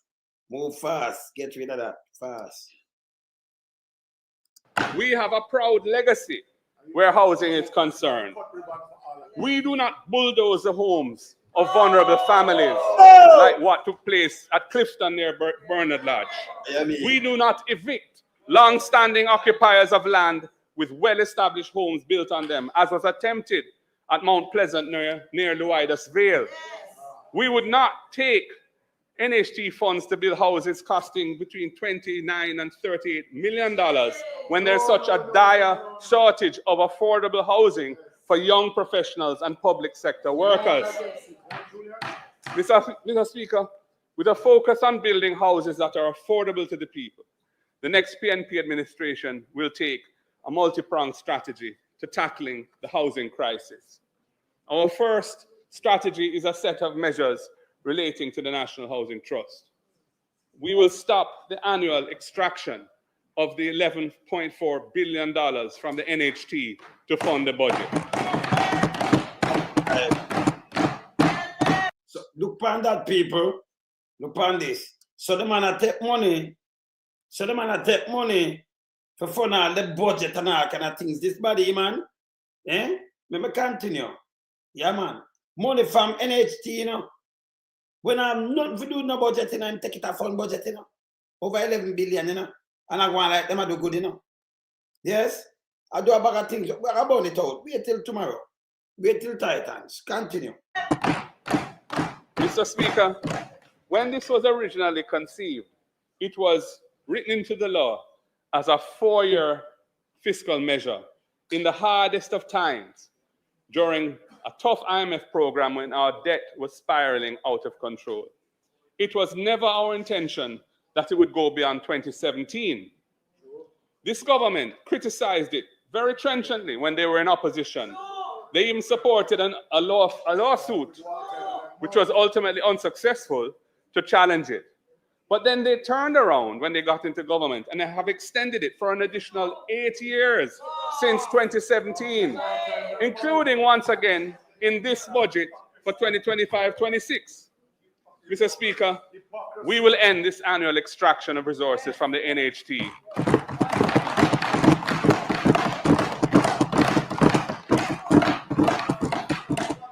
And our plan is to recapitalize the NHT with lands to restore value for the $136.8 billion that has been taken from it to fund successive budgets over the last 12 years. We will also repurpose the NHT to have its focus on its core mandate of providing affordable houses to contributors. Using this recapitalization mechanism, we will exclude the cost of land from the price of houses built by the NHT over the next 5 years, passing through a reduction of between $2.5 and $3 million to contributors purchasing those homes. That is social and economic justice for the contributors whose institution has been depleted of resources to ease the final burden on the country. Teachers, nurses, police officers, and other public servants, young professionals, persons with disabilities, and indeed an individual contributing to the NHT will be able to afford their own home.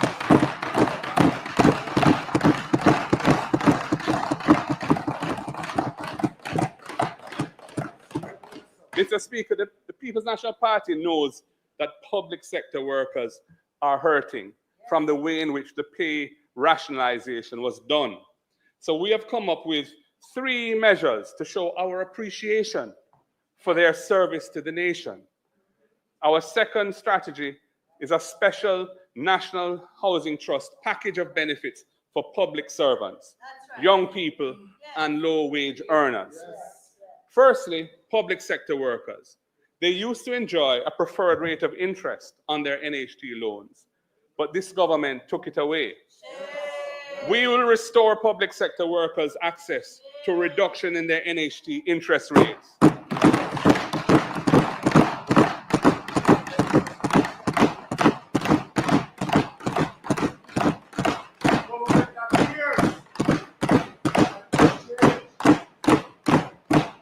Police, nurses, teachers, doctors, firefighters, indeed all public servants who are NHT borrowers will get back this benefit.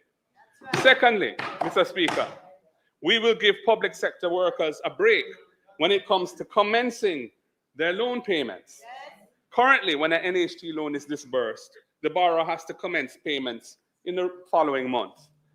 We recognize that buying a home has a lot of other costs attached to it.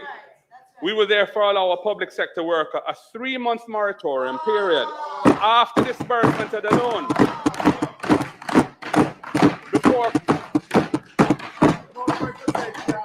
before commencing any loan payments. And that will give them time to recover the expenses they've incurred, to buy some furniture, and to get their place ready to move in.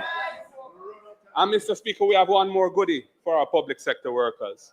Currently, the debt service ratio, the DSR, required by the NHT is 33.3%. That means that the loan payments each month cannot exceed 33 1/3 of their gross salary.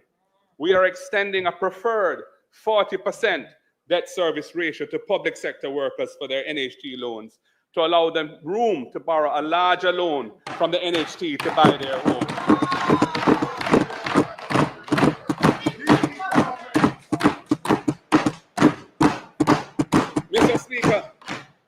Mr. Speaker, we recognize that often the hardest hurdle for young people in buying a home is the deposit. Well, young people, we have you in mind. The next PNP government will establish a special Young Owners Deposit Fund of $1 billion within the NHT.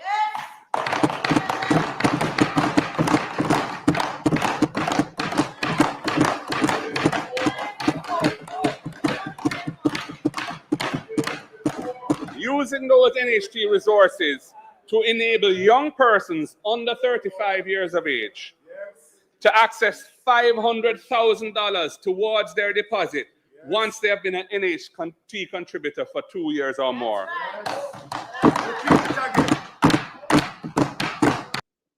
All of these subscriptions can really add up.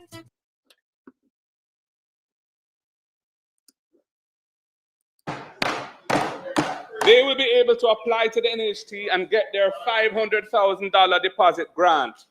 Time come for young Jamaicans to own a home.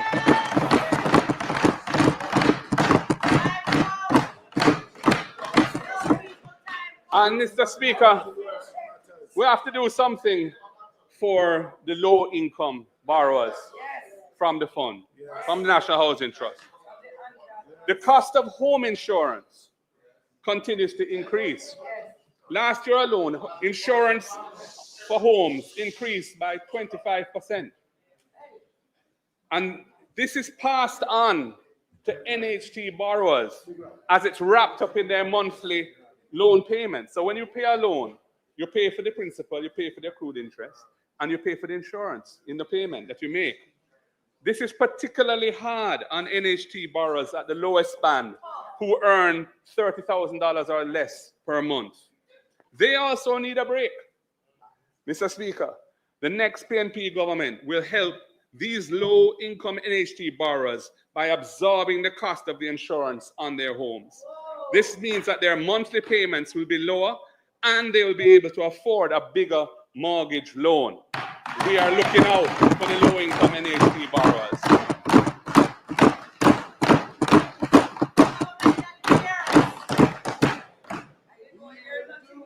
Mr. Speaker, many people earn their living in the informal sector in Jamaica, and they are not able to produce a payslip to establish their income. Many other people have formal employment, but they end up paying rent because they cannot afford to save for the deposit to pay down on a house.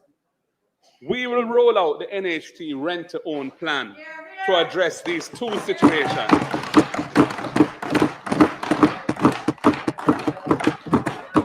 Firstly, Mr. Speaker, a person earning in the informal economy who can't produce a payslip, but who wants to buy an NHT house, will be able to go into possession as a tenant, paying a monthly rent equivalent to a mortgage loan payment.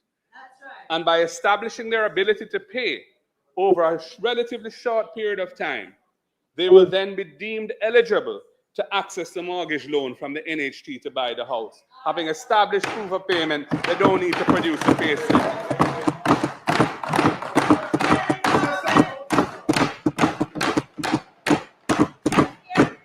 Mr. Speaker, the other person who can't save enough for the deposit to buy a house will be able to rent an NHT house under the rent-to-own program, and a specified portion of the rent payments, and we're considering from 50 to 75%, will be accredited to the deposit, and he or of the Wow. No stuck in red.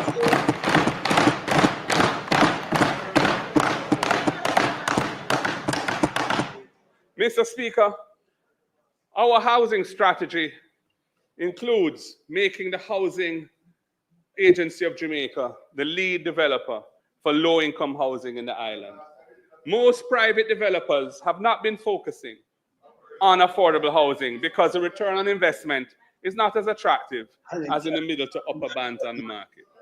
However, approximately 50% of NHT contributors earn less than $30,000 a week, the same band of low-income borrowers who we're going to give the home insurance break to. And they cannot find a house on the market that falls within their income band. The government has a duty to protect its citizens, and we will use the HAJ to drive the construction of low-income housing.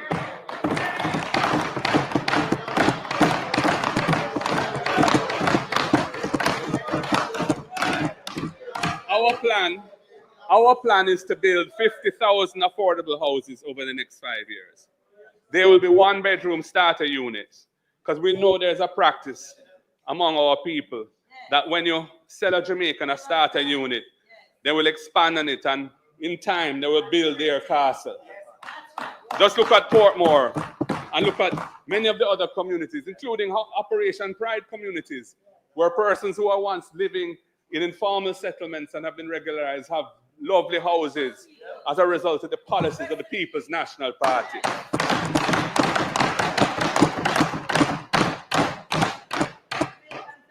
Mr. Speaker,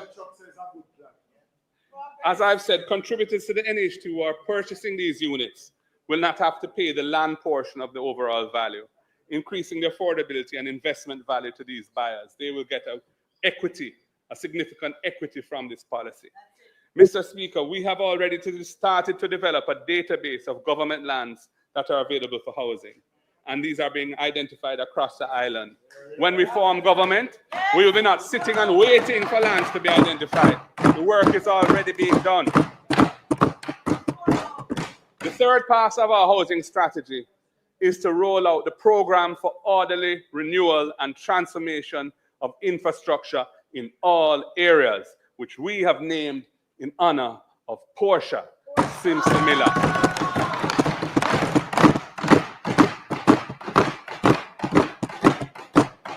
Under the Portia program, we will be building social houses, tearing down zinc fences, replacing them with concrete walls. We'll be constructing sidewalks to facilitate the ease of movement for persons with disabilities and senior citizens. And most importantly, we will be completing all the Operation Pride projects that were left unfinished, which this government has ignored over the last 9 years. Our goal, Mr. Speaker, our goal is to bring dignified housing and to create secure, organized communities out of these informal settlements.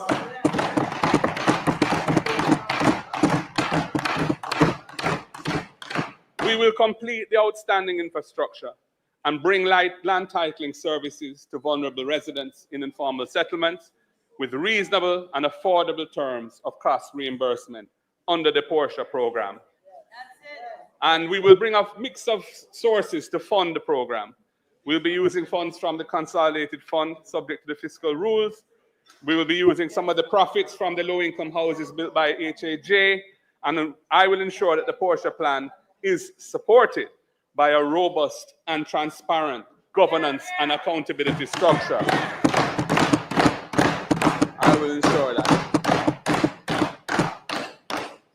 And then, Mr. Speaker, we will pursue a housing strategy involving joint ventures and partnerships with private developers. We will crowd in private investment in the underserved market segments by a range of creative incentives to make the return on investment sufficiently attractive to private developers. And we will share more information on that at an appropriate time. Mr. Speaker, we have developed these strategies because something transformational is required in affordable housing.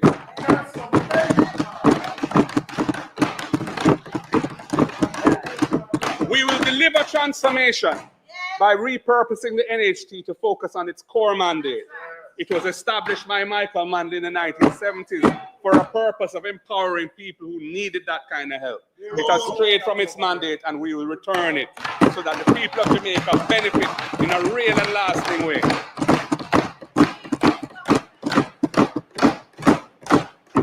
Mr. Speaker, I turn to the issue of road maintenance. Jamaica's road infrastructure is in a crisis, with systemic failures due to inadequate maintenance, underfunding, political interference, and a lack of technical oversight. This has been compounded by dissolving the Road Maintenance Fund in 2017 under this government. We do not accept the assertion that climate change is the cause of the deplorable road conditions across Jamaica. The problem is the lack of a systematic approach to road maintenance, and in particular routine maintenance by competent road contractors who are held accountable for the work they are paid to do. This failure is worsened by things like a lack of proper drainage, the use of poor quality materials like we have seen on the South Coast Highway from Harbour View to Morant Bay, and incompetent construction techniques in some instances. Mr. Speaker, the consequences of poor road conditions include increased vehicle repair costs, longer travel times, increased cost of travel, declining public transport systems, reduced national productivity, and rising road fatalities linked to substandard infrastructure. The National Road Safety Council has noted the disturbing increase in road fatalities in Jamaica. For the period 2014 to 2017, the average road fatalities in Jamaica were about 350 people per year. That's too high. But this has escalated since then to well over 400 and even 400. Look how Anjo mash up a road and I blame the road, man. Take the money and mash it up, man. 150 fatalities for the year, directly linking substandard road conditions to the increase in accidents and fatalities. The nation remembers a shocking newspaper story of a man who apparently drowned in a pothole. Mr. Speaker, we cannot in good conscience accept such preventable tragedies as the new normal. The state of Jamaica's roads are undoubtedly the worst that they have been in living memory. The nation's potholes have become a symbol of failure of this government's prosperity promise. After 9 years of glaring neglect, government initiatives like REACH and SPARK are in reality just temporary and inadequate fixes. Indeed, the major project SPARK will only address, I believe, 4% of the total road network. But what about the other 96% of the road network that serves the families in rural communities? What about the roads that serve the yam and banana farmer in Muirhouse, St. Anna, and the coffee farmers in Landui and St. Thomas? Mr. Speaker, it is apparent that the National Works Agency is overwhelmed and lacks resources, resulting in haphazard patchwork solutions rather than durable repairs. The original intention was for the NWA to be equipped as the nation's leading engineering and implementation agency. That is why it was established. However, it has been reduced to overseeing the occasional bridge program and managing patching works. The state of the road network is really a testimony to inadequate technical oversight, lack of accountability, and a loss of value for money. Technical experts have warned that the NWA is short-staffed and cannot be its own performance monitor and auditor. There is an urgent need for independent oversight, for better planning, and for technological integration to ensure taxpayer funds are effectively spent. Indeed, the sudden announcement of World Bank involvement signals that restructuring and urgent institutional strengthening are overdue. We have listened to the voice of Jamaicans demanding safer and more reliable roads. The next PNP government will introduce a structured reform that includes independent technical oversight, a revival of regional public works teams, the certification of local contractors, all to ensure accountability for the money that is spent on this and long-term sustainability. Time for change. Mr. Speaker, we will ensure that repairs and routine maintenance are done professionally, consistently and economically. Local teams, supported by training from HART and UTech and other institutions, will enhance local skills development and ensure higher quality and accountability. We have to bring an end to potholes the size of ponds engulfing main thoroughfares like Spanish Town Road and Howard Cook Boulevard. Regional teams will address these urgent issues and with the assistance of skilled and certified local contractors. Mr. Speaker, we will also move towards a system of independent engineering oversight for major road projects. We will leverage the bright young minds of professionals graduating from UTech, UE, UCC, HART, and pair them with the experienced technocrats of the NWA and the municipal corporations and provide a proper technical oversight of road projects. Mr. Speaker, we will put in place a strategic 10-year national road maintenance and rehabilitation plan. It will move away from the reactive patchwork solutions to preventative maintenance and strategic resource allocation, saving billions of dollars over the long term and delivering sustained improvements. With the input of our bright young professionals, we will integrate modern technologies such as AI-driven road condition assessment tools in the management of the maintenance of roads. We will predict road deterioration and recommend precise maintenance interventions, thereby reducing overall costs. Mr. Speaker, a comprehensive drainage program is essential for road longevity. There's no such program, and it has caused persistent flooding and deteriorating roads. We will establish a comprehensive drainage program, working from a detailed list of the priority areas that need urgent attention across the country. We have already compiled that list with expert assistance. Mr. Speaker, we are ready to govern Jamaica.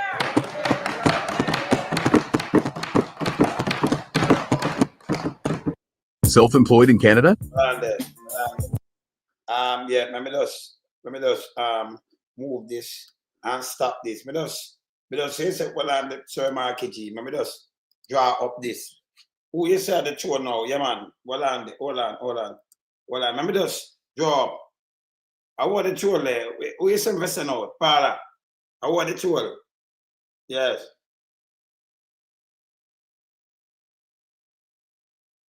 Yes. I want the tour on here.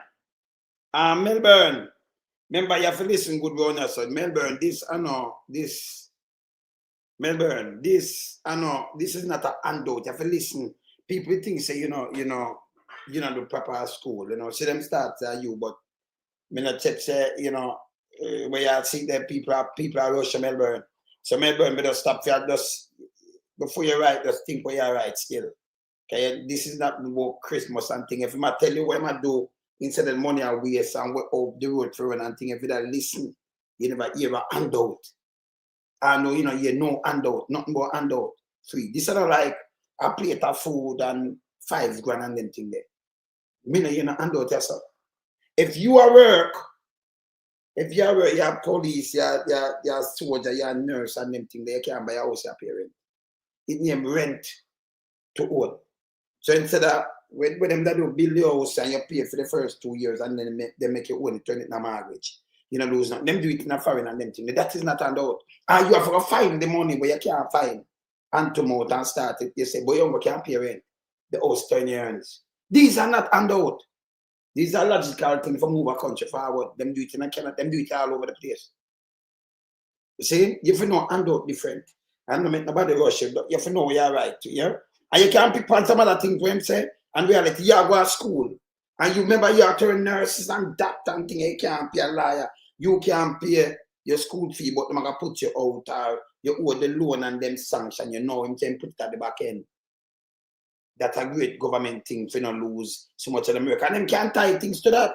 Them can do some subsidy and then, you know, make doctor go train up on them. You have to give even 5 years. Even if you don't want to move on. So by the time you move on, we'll train another doctor so we never run out. We will not run out. So you have to listen good and don't write stupidness. And I'm doing this attack.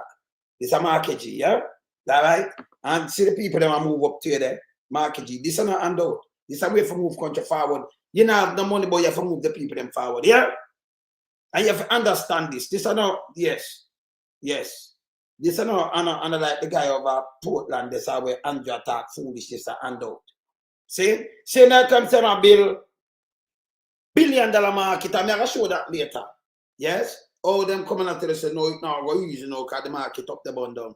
That was, you know, government and them foolishness. That will stop now. A time to look to the masses of people. And we support, you know, Sir Mark Golding 100%. One of them that about 99.9 this and that, like Lysol. Lysol go 99 because them leave the pint something. We say 100%. Me. We don't support Andrew, not even no percentage pint around here. None! To where him do the country, man, them not me. Same like when I support Big Mama them for running way. You understand? When I get a next 900 out of 100, 100% out of things, I'm gonna tell them straight. We now have 1,000, you know. Yes, we just tell them 100%. Not that Lysol.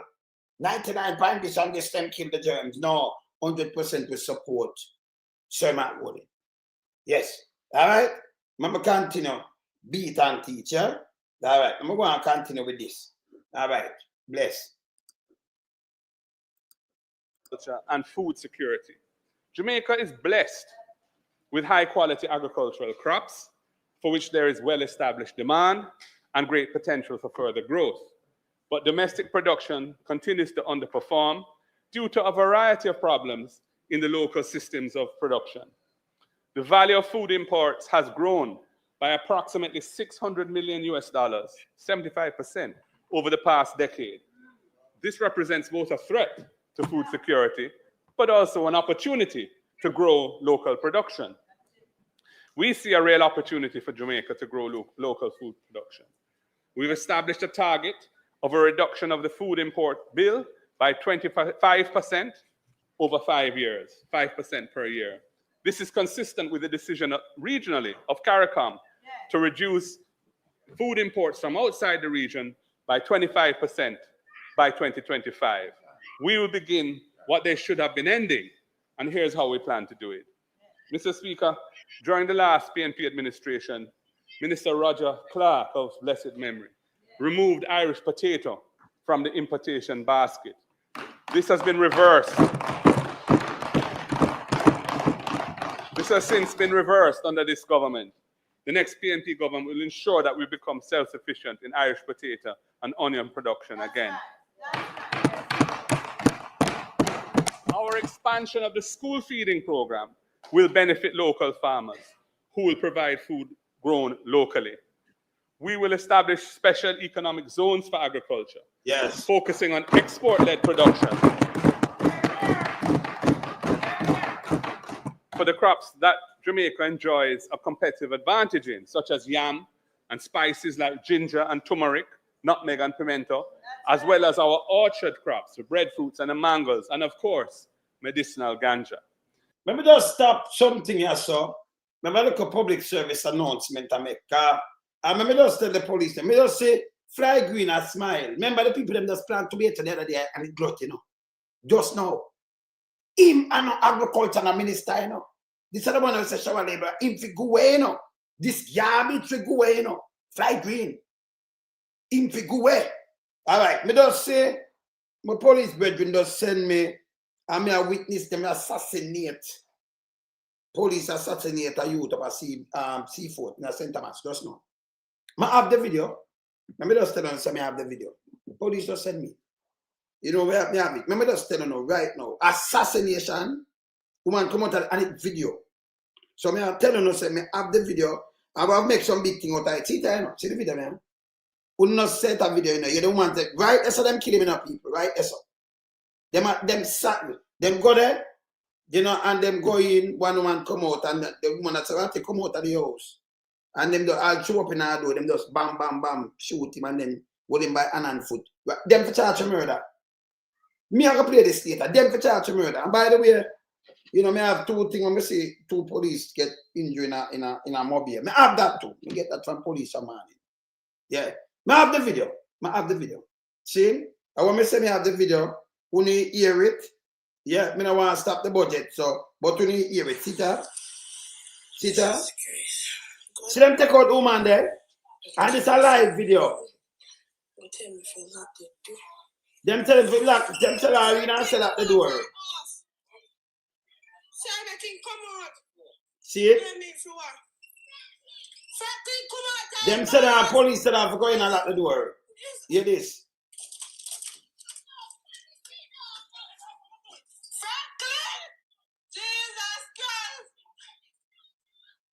Franklin. 4 shot. That ain't a shootout, yeah? And them lift him up and carry him out. No, this have to stop in Jamaica, no. This have to stop. Big dirty thinking crab. And nasty and Holness. Who have to stop killing youth them now. This is not a joke. Them are murder. This is una see it for yourself. Ain't shootout. Them put her in there until I lock the door. Yes. Now I send this. The opposition need to forget these kind of things, you know. I send it to him. But it have to stop. Because them have to get charged, you know. Them kind of send cold-blooded, them a kill people now. Andrew Holness and fit for being a prime minister must step on the ballot. That is murder. That ain't a shootout. Them are nastiness. This is how them using and killing out to the youth. Andrew Holness, one of the biggest criminal in Jamaica right now. Him and them big dirty thinking thief in government. I want to kill out to get a youth them. We launch this. I mean, look up, I send it to our government too, man. Them are shit. Them are shit. Remember, continue this. We're going to do the show after this. Yeah, tell them hi that the food. Tell them hi. Say hi. Yes. See that the food come for telling her hi. All right. Continue. You saw a film thing pretty do. You saw it right? You saw it look? Yes. Yes, man. All right. Remember, continue, yeah? Yeah, remember, continue this.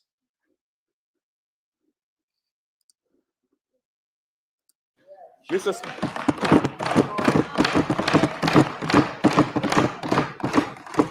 Speaker, an agricultural management system will be implemented to track what crops are under production, what their maturity dates are, and what their expected yields are.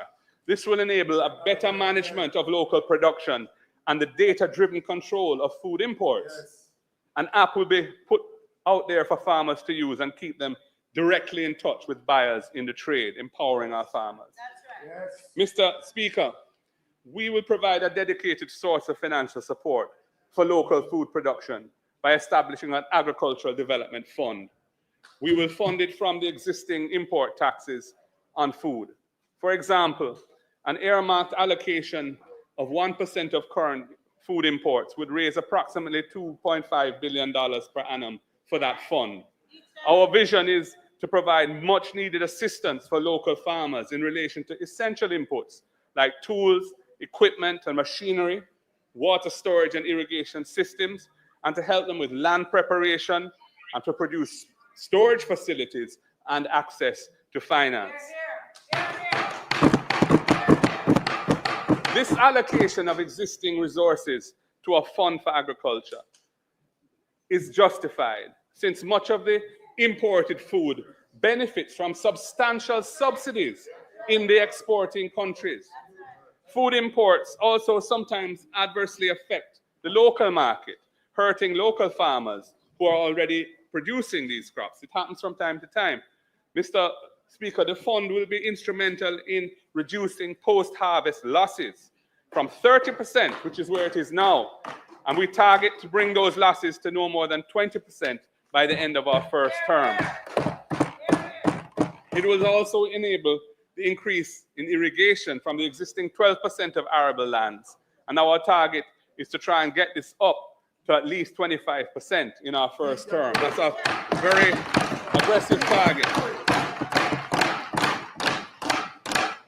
Mr. Speaker, the next PNP government will strengthen Jamaica's food security and expand irrigation and research capabilities in the sector by implementing our SMART program, the Sustainable Management of Agriculture through Research and Technology.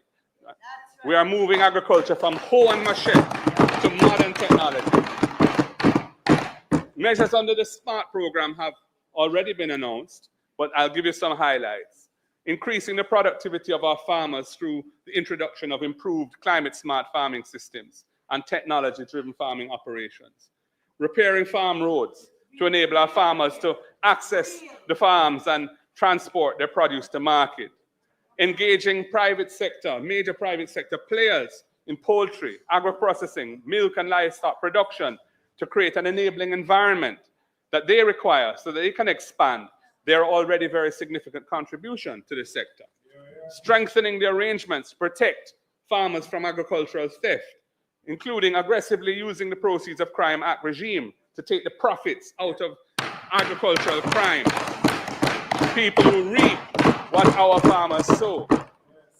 And we will revive state support in the areas of marketing and distribution, including having clean markets with suitable facilities so that vendors and customers can conduct their business in dignity.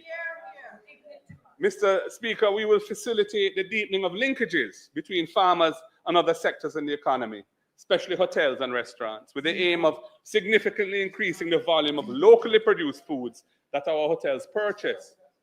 We started it, and we intend to take it to another level.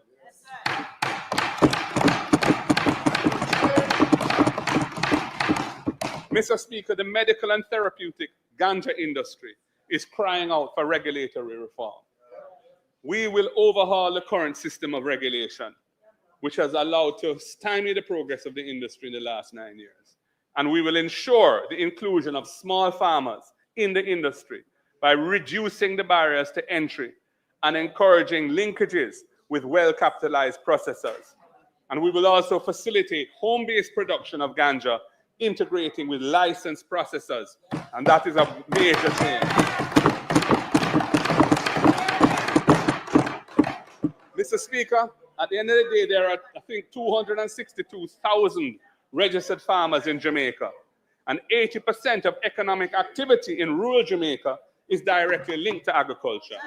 We are making our farmers a priority in the next PNP government. Farmers, hold on.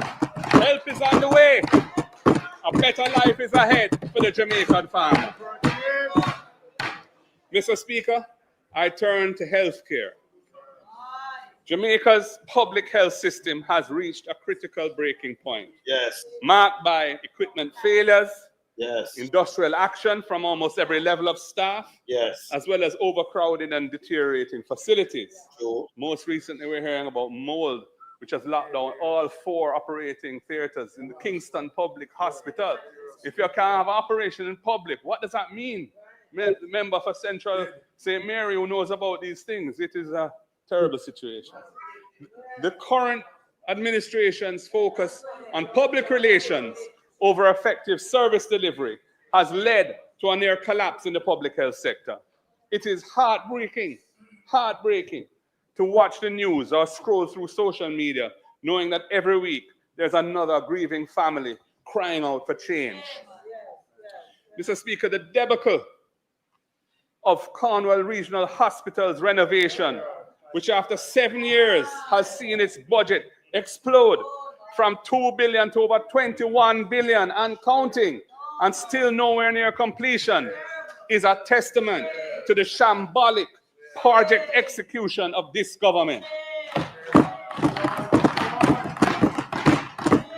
And Mr. Speaker, it is an absolute travesty that no one has been held accountable for the mother of all overruns. It is an unmitigated disgrace. Mr. Speaker, the PNP will undertake a major policy shift in the area of health, from a focus on mega infrastructure projects towards enhancing the delivery of healthcare across Jamaica's clinics and hospitals. Patients go to a hospital or a clinic to be diagnosed and treated, to return home alive and well. Jamaicans are crying out for this lack of basic services. They want it to be fixed, and the next PNP government will fix it.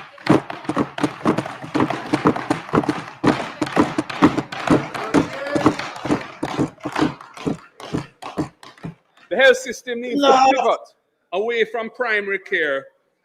Sorry, we need to pivot away. Hey, we never vote out Christopher Tufton. I'm not found to lose no mother, no father, family that the pandemic come right up. And people still are dead and the man a laugh. The man a laugh. Market me a laugh. Continue. From secondary care to primary care and focus on extensive screening. 70% of colon cancers in Jamaica are now diagnosed at advanced stages. 70% of colon cancers diagnosed at advanced stages. 90% of breast cancers are detected by a lump over a year after the cancer started. 90%. Prostate cancer is primarily diagnosed after it has already spread. 50% of diabetics and 40% of hypertensive patients have no idea that they have those diseases. And tragically, the entirely preventable cervical cancer, cancer of the cervix in women, continues to claim so many lives of Jamaica's women. We will launch a national screening program to identify the diseases that are the top killers of Jamaicans and treat them early and more effectively. No, your name's a joke. Joking that.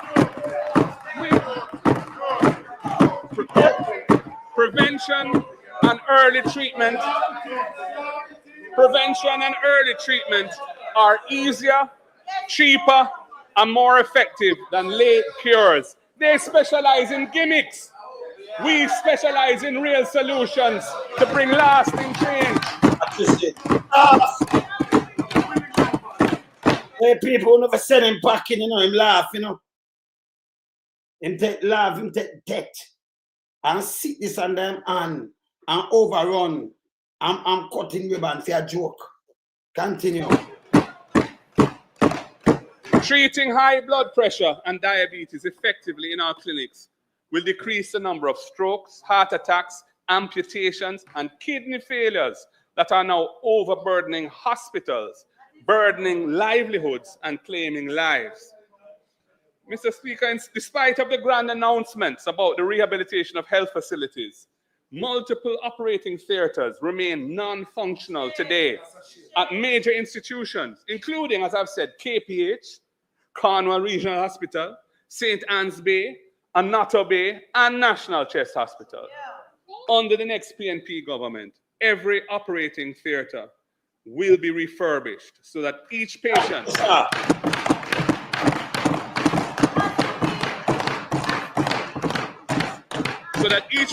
instead of waiting years for their surgery. I mean, I've seen in my constituency people waiting for years for a hernia operation, suffering pain. It's a terrible thing, man. They will be able to have their procedures done quickly in well-equipped modern facilities. We will move from the cutting of ribbons today to the cutting of hernias tomorrow.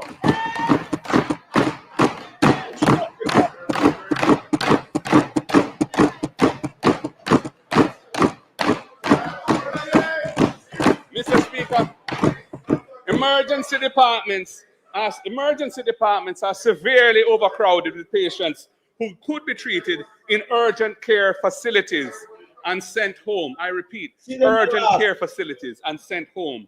We will create urgent care centers island-wide where patients will have the option of not only seeing a doctor, but having the relevant tests available for diagnosis and treatment. This, along with the expansion of emergency rooms and wards, will lead to shorter waiting times and end with patients having to sleep on benches and floors once and for all. We need to end the indignity that people who need public health care in Jamaica are facing. The country is witnessing healthcare workers at all levels, from support staff to, for the first time in our history, medical consultants, taking industrial action due to poor working conditions, inadequate compensation, and mounting frustration with the system's deficiencies. And you can imagine working in the work environment that I've been describing, how that must be in terms of demoralization. Proper health care cannot be delivered by demoralized staff. The next PNP government will prioritize service delivery over options and gimmicks. We will service delivery over optics and gimmicks.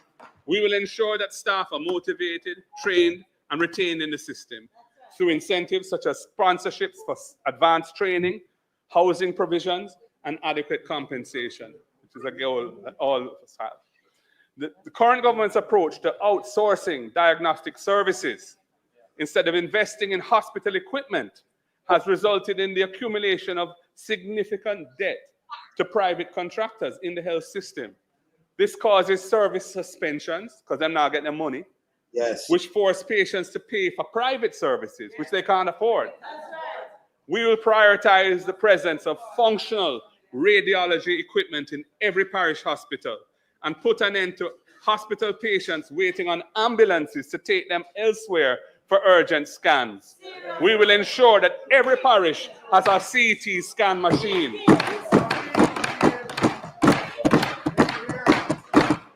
And I would add, the Children's Hospital, which is currently without a CT scan machine, or a working one anyway.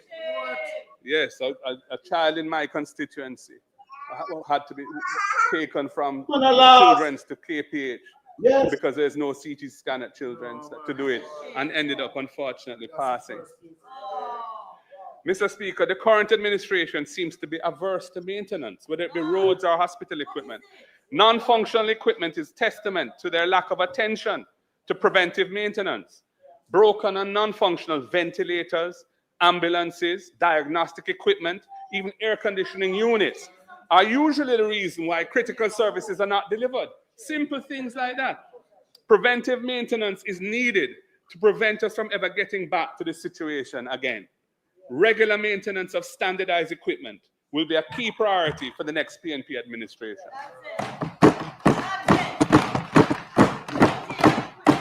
We will strengthen the health facilities maintenance unit through proper staffing and resources. Mr. Speaker, we recognize that there is little consideration for the immense value of volunteers who contribute in the health sector, medical missions from our wonderful diaspora, health fairs, and voluntary work bring healthcare to thousands of Jamaicans annually. We want to recognize the efforts of these good Samaritans who make all this possible, not only by conveying our sincere gratitude, which we do, but by committing to making it easier for them to do the Lord's work.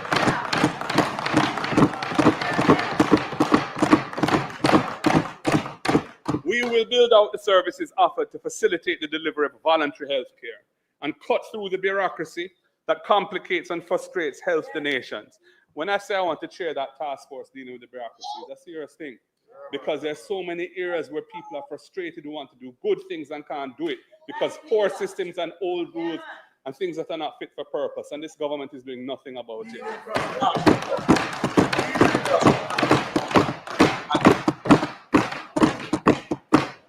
For example, the next PNP administration will support health fairs and clinics so that no parent has to pay for school medicals for their child to attend school each September. It's an easy thing to arrange, and we will do it. Our commitment to improving service delivery over the promises of soon done refurbishments will improve healthcare delivery and save countless lives. Yes. We put people first, not the ribbon cutting of buildings. Mr. Speaker, I move to the next subject. Jamaicans want new and better opportunities to improve the quality of their life. I will now outline how we intend to create better opportunities through a new deal for our workers, greater care of persons with disabilities, a focus on support for senior citizens, building of measures to support MSMEs that were announced by our spokesperson for finance last Thursday. I move to the workers of Jamaica. Mr. Speaker, as I think many know, this is the 100th anniversary of the birth of former Prime Minister Michael Manley.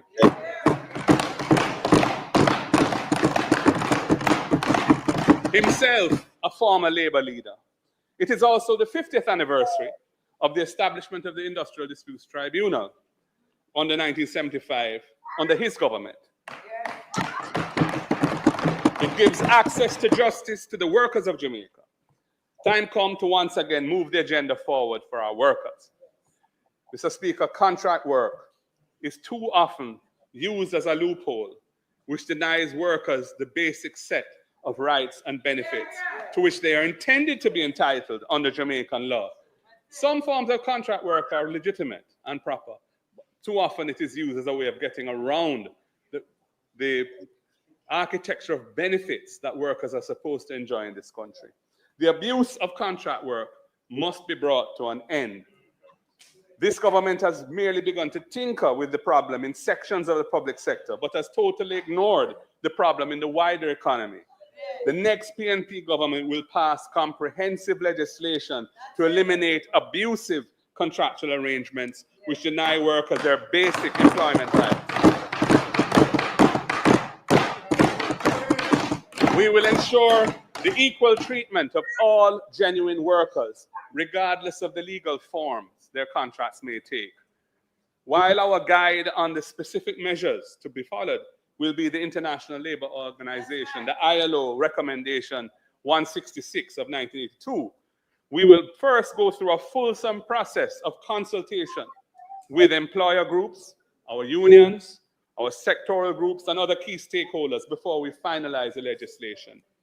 At the same time, we will take a balanced approach, encouraging employers to regularize their employment contracts. And how do we do that? Under the Portia Simpson Miller administration, a tax incentive called the Employment Tax Credit, ETC, was introduced.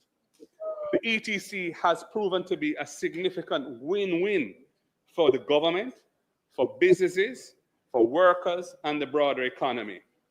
It has led to the formalization of more workers as employees, granting access to rights and benefits that previously they didn't have, such as participation in NHT and NIS, formal employment status so they can open bank accounts, and eligibility for loans from regulated lending institutions. Yes. The ETC incentive has also boosted corporate tax compliance, business compliance, resulting in substantial increases in government revenue. Currently, the ETC is capped at 30% of the tax charged on the company's or traders' income, trading income. As we seek to eliminate the practice of using contract work to exclude from the rights and benefits that exclude workers from their rights and benefits that formalized employees enjoy, I propose increasing the ETC to 40% of the tax chargeable.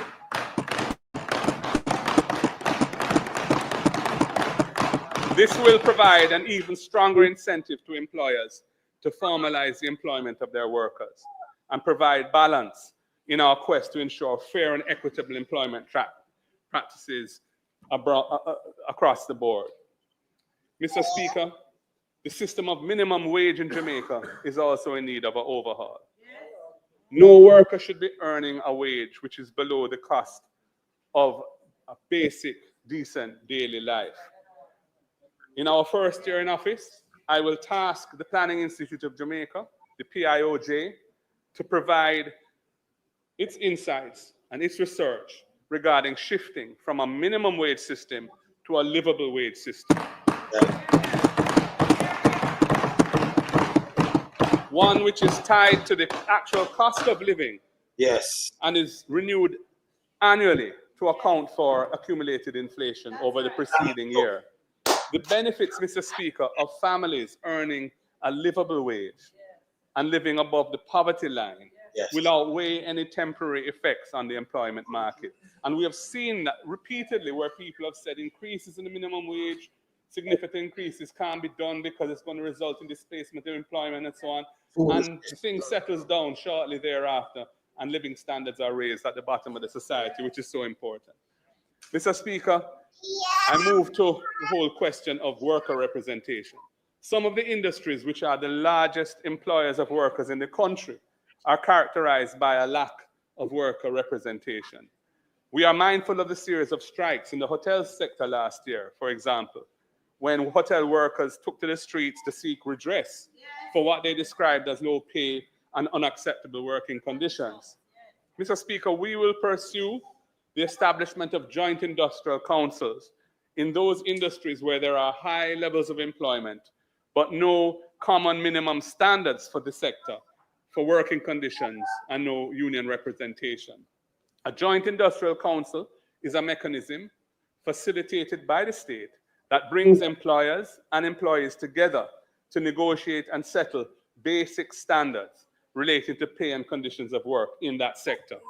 Precedent for it exists. For example, it has been used in the construction industry in Jamaica for many years. The sense of security, fairness, and dignity that this will bring employees in these sectors will promote harmony and stability at the workplace and increase the workers' productivity and their efficiency.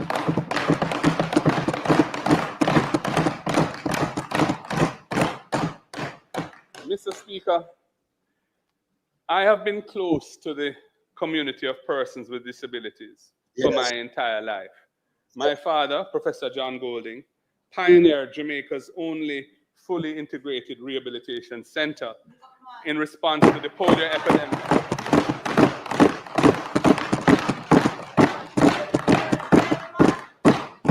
That was in the 1950s. It used to be called Mona Rehab, and it was renamed in his honor after he passed in 1996. He also founded the Hope Valley Experimental School, the only institution in Jamaica that is specifically dedicated to educating children with disabilities and able-bodied children together in an integrated environment. And two of my parliamentary colleagues, the one to my left, the shadow spokesman of finance, and the one behind me, our shadow spokesman for transport, are proud graduates of Hope Valley Experimental School.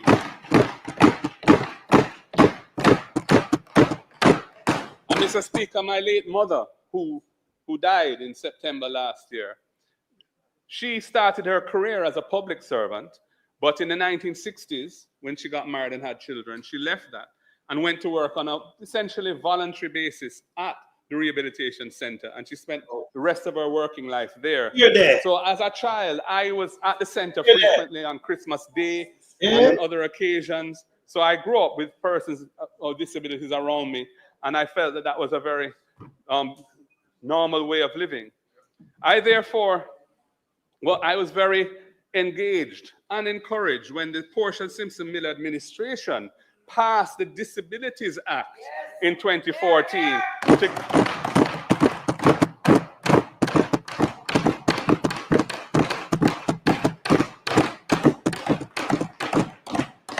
That act gives effect to Jamaica's obligations under the UN Convention on the Rights of Persons with Disabilities.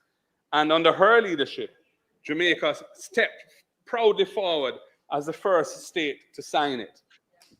The World Health Organization estimates that approximately 16% of the country's population has some form of disability, yet less than 1% of the annual budget goes to addressing the needs of this community. Much more really needs to be done to empower persons with disabilities to be fully included in all aspects of national life. And Mr. Speaker, with my family background, I am committed to making this happen.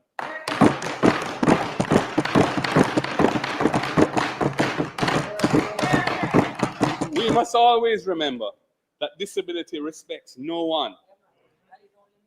So we must create a society that is fully inclusive of all our citizens, mindful that any one of us can become disabled at any time.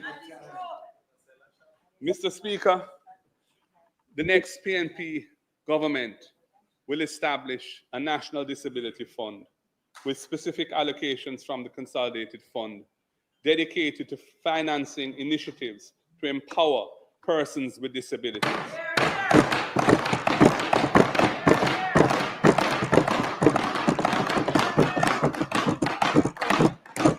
These initiatives will include funding the Jamaica Council for Persons with Disabilities, greater support for the major organizations catering to disability groups, funding assistive technologies for persons with disabilities, improving sidewalks for the use by persons with disabilities, which is a big issue, and supporting the education of persons with disabilities at the tertiary level.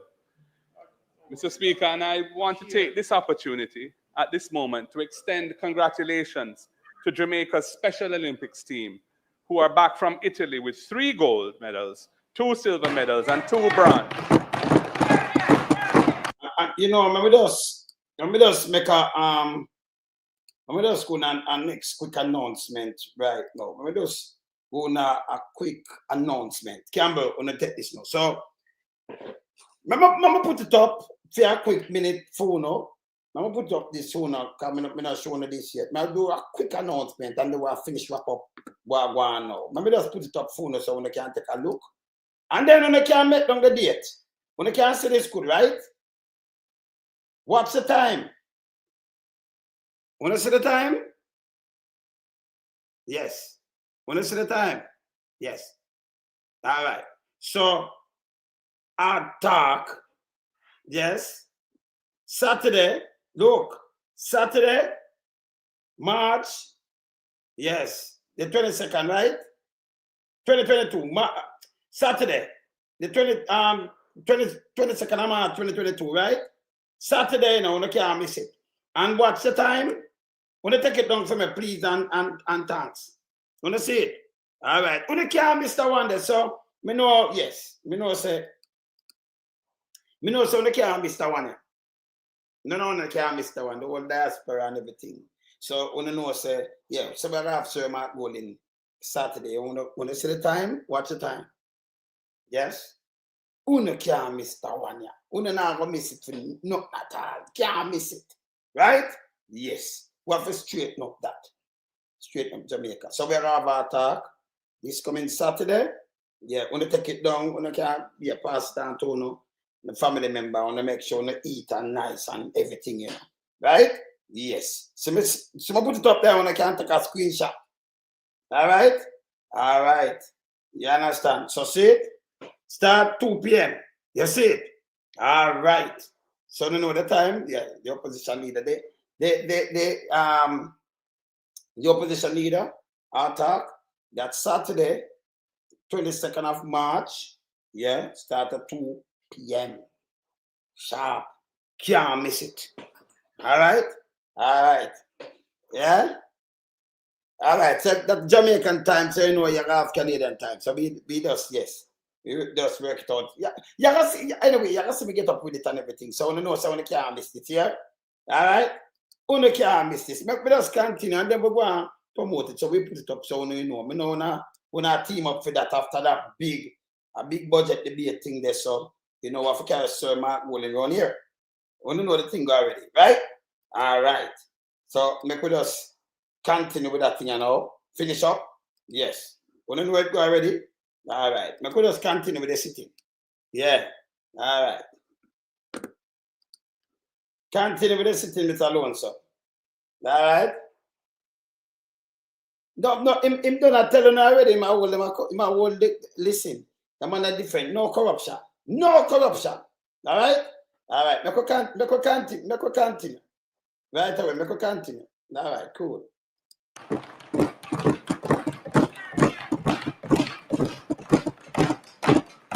You have made us proud.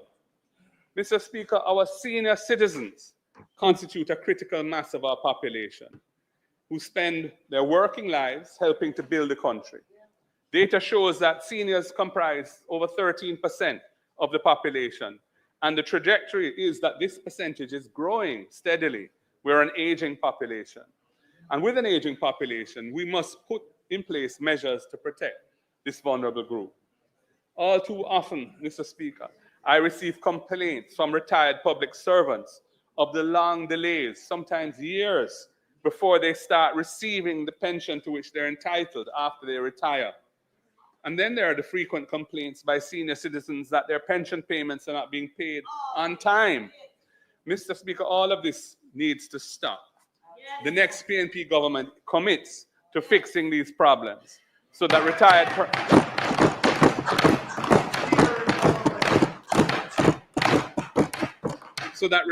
persons receive their pension entitlements on a timely basis. Mr. Speaker, in 2021, I think it was, I endorsed a motion brought in the Senate by Professor Senator Lloyd Morris calling for legislation to protect senior citizens. That motion received the unanimous approval of the Senate, and a special select committee of the Senate has been established to examine the scope and modalities of the legislation and to make recommendations for action. The next PNP government will enact comprehensive legislation to protect senior citizens.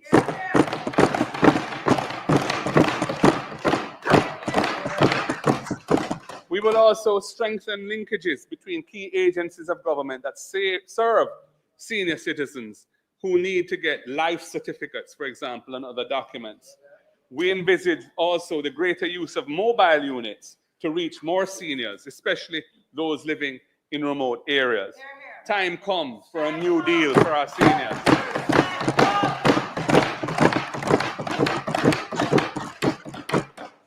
Mr. Speaker, there is a time-worn refrain that justice must not only be done, but be seen to be done. Well, here in Jamaica, too many cases occur where neither of that is true. The next PNP government will focus on social justice, constitutional reform, and some other vexing issues to which I next turn. Mr. Speaker, the situation in Jamaica with respect to beach access is unacceptable. Why should this be the country in the Caribbean that denies our people access to most of the country's beaches? It should be a benefit and joy of island life, and we will restore it to our people. We are committed. We are committed to implementing a progressive beach access policy to ensure that the public has reasonable access to Jamaica's beaches. We will work with all stakeholders, including communities which have historically used beaches for recreation and fishing, and also with our tourism interests to secure appropriate rights of access for the public to be able to enjoy our beaches. If necessary, we will use legislation to protect the public interest in having reasonable beach access while protecting the legitimate interests of business owners. Mr. Speaker, domestic and gender-based violence are a serious problem in our country. The support system for victims of gender-based violence need to be strengthened, and the cultural attitudes and practices that normalize that behavior need to be re-engineered through public education and in our school system.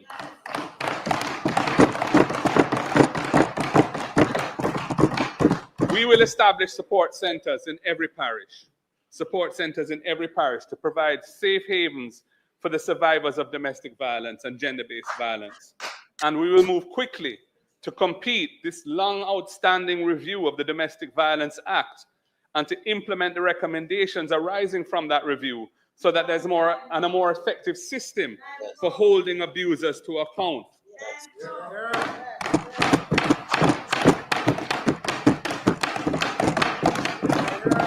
Mr. Speaker, the people of Jamaica want justice in many areas of life where the system fails to protect their rights.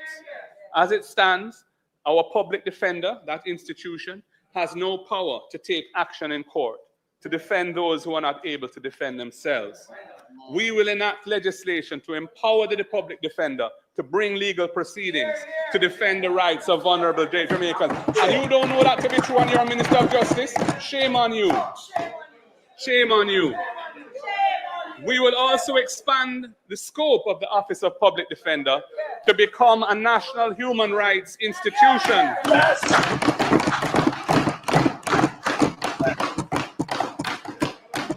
As a full-blown national human rights institution, it will monitor and report on Jamaica's performance in respecting the rights of our citizens. Mr. Speaker, as Minister of Justice, I started that process over a decade ago. It has been abandoned by this government. We will revive it and make it happen. In there. Mr. Speaker, many disputes of a civil nature,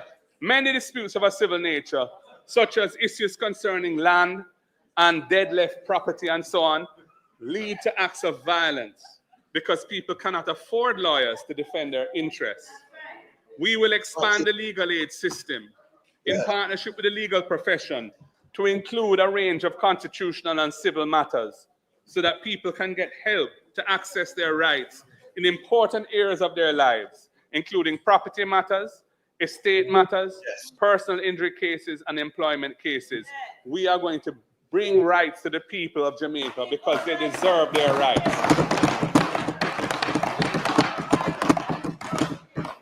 Mr. Speaker, as a small island developing state, Jamaica depends on the rules of international law for our protection. We will complete the long outstanding process of enacting domestic legislation here in Jamaica to enable our country to accede to the jurisdiction of the International Criminal Court. It is a missing element in the current accountability framework for those who abuse power in this country. As Minister of Justice, I started that process over a decade ago. Again, it has been abandoned by this government. We will make it happen.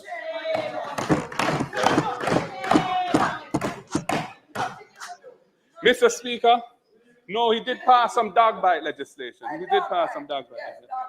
Mr. Speaker, as Minister of Justice, I pioneered Jamaica's transformation in relation to ganja. It was our intention that apart from eliminating the human rights abuse around personal use of ganja, which has been meant that over 10,000 persons per year are no longer going through the criminal justice system, no longer getting criminal records, having a right to have their records expunged, etc.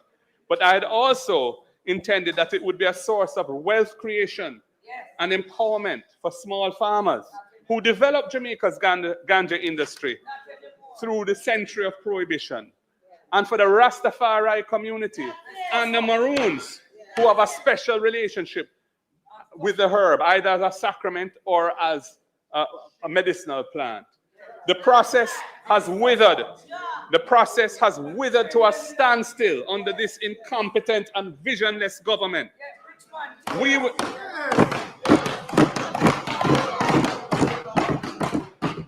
will ensure that small farmers are empowered to participate fully in the medicinal and therapeutic ganja industry.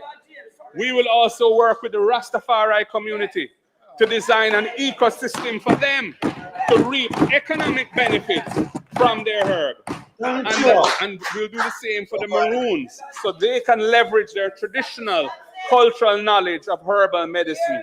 Time come for the rights of our indigenous people to be respected. Mr. Speaker, the local economy in communities across Jamaica benefits significantly from entertainment events. Like a little round robin or a little fish fry. However, there is a lack of clarity as to the required arrangements to keep those events. Permits are too often withheld, set up as well. Thank you. Permits are too often withheld in circumstances which lack transparency and appear unfair to residents. I don't know about you, I get so many complaints about that. The system is crying out to be overhauled and put on a clear and equitable footing. In keeping with our belief in consultation with communities in decision-making, we will develop balanced and clear guidelines so that the nighttime entertainment in communities can be put on a clear footing and people know what their rights are and people no longer feel that they are being oppressed by an unfair system.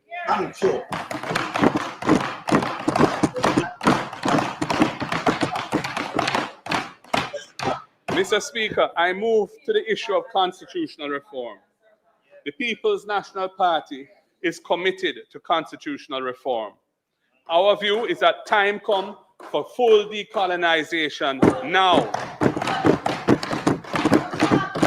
And we are happy to see that the former Prime Minister, just retired Prime Minister of Trinidad and Tobago, Keith Rowley, has recognized that Trinidad also needs to get on that path. Yes. Jamaica must move away from the King of England as our head of state and from the King's colonial era Privy Council as our highest court.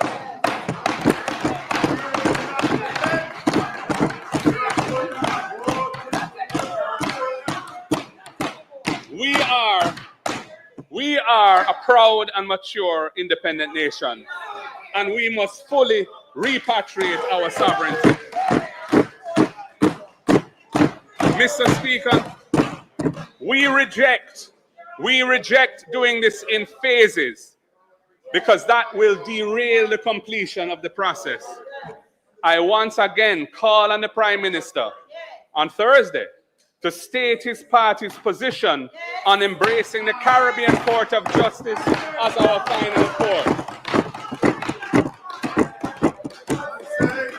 Mr. Speaker, the former colonies of the Commonwealth that have succeeded in moving away from the monarchy to achieve full sovereignty, the former colonies of the Commonwealth, have done so by utilizing a tried and proven formula. The formula has two limbs. Limb one, delink from the monarch's court, either before or at the same time as moving away from the monarchy, by faithfully following the path laid down by the Constitution of the country for amending its provisions. Limb two, the political parties of the country finding common ground, as outlined by former Prime Minister Bruce Golding in the opening of the debate on the Charter of Rights in this honorable chamber in 2011. That common ground can only be reached by means of cross-party dialogue, and we are not having that dialogue. We need to have it. The over 40 former colonies of Britain across the world who have moved away from the monarchy have overwhelmingly done so either after or at the same time as moving away from the monarch's court. Yet this government won't tell Jamaica why they don't want to follow this tried and tested formula. By proceeding as if the journey of constitutional reform can be successfully completed unilaterally with the support of one side of the aisle only, they have caused the reform process to become mangled. Their approach has shown an immense lack of care and interest in the interests of the overwhelming majority of Jamaicans who have been denied access to their final court for nearly 200 years. Of all the countries that have successfully transitioned from the Privy Council to an accessible final court of appeal, from Canada, which completed the process in 1935, to St. Lucia in 2023, not one of them has done so through a referendum route. Not one. Why has this been so? Mr. Speaker, there are several reasons. The first and most obvious being that it is futile to hold a referendum on an issue, the possible outcome of which does not lie in our power to implement or continue. If there was a referendum and the vote was to remain tied to the Privy Council, the power to make that happen does not lie with us in Jamaica. It lies with the gift of the United Kingdom, and they can change their position on it at any time. There's another powerful reason. The referendum is in essence, a political exercise, and matters concerning the judicial structure of the country should not be subjected to the harsh and extreme banter of political platforms. It will not serve the administration of justice to subject the highest court to that risk of irreparable damage to its image, reputation, and acceptance. Mr. Speaker, the Jamaican Bar Association in 2015 in a public statement said, and I quote, "We feel strongly that subjecting the process to a political referendum and the vagaries of our adversarial political system will impact on the dignity of the court, which may serve to put the court into disrepute." I end quote. Mr. Speaker, in a similar vein, noted constitutional scholar Dr. Lloyd Barnett, who advocated a case before the Privy Council, which resulted in a ruling that 2/3 majority is what's required for a constitutional vote to complete the transition to the Caribbean Court of Justice. He has publicly urged the Jamaica Labour Party parliamentarians to follow that correct pathway, the pathway that has been laid down by the Privy Council itself in interpreting our Constitution. Mr. Speaker, there are examples right here in our region of chaotic outcomes to such exercises that were held in 3 sister states, which have a specific constitutional requirement of a referendum for transitioning to the Privy Council. Jamaica, fortunately, has no such requirement, and the Privy Council has said that what it requires is a 2/3 vote in both houses of our parliament. Mr. Speaker, we do not support the route that Jamaica is now on. It is not in keeping with the requirements of our Constitution, as declared by the Privy Council itself, in a case brought by the Jamaica Labour Party. We urge the government to abide by the ruling of the highest court in the case that they themselves brought. So how should we proceed, Mr. Speaker? In the debate on the 2011 Charter of Rights, then Prime Minister Bruce Golding, after pointing out the pitfalls of the referendum route, set out the path by which the movement towards full independence must proceed to be successful. And I quote, he said, "What the framers of the Constitution were saying is that, look, there are some things which are so important that it is not a matter of counting up the votes to decide who has won. It is a matter of ensuring that both government and opposition can find common ground." And Mr. Speaker, what should the common ground be? The final advice of former Prime Minister Edward Seaga was to keenly follow the progress of the CCJ for an appreciable amount of time, make an assessment, and then take the next meaningful step. That was what Mr. Seaga advocated for. With 2 decades having passed since the doors of the CCJ were opened back in 2005, there has been sufficient time to assess the performance of the Caribbean Court of Justice. The YouTube Music app has the power to sense what you like from the moment you open.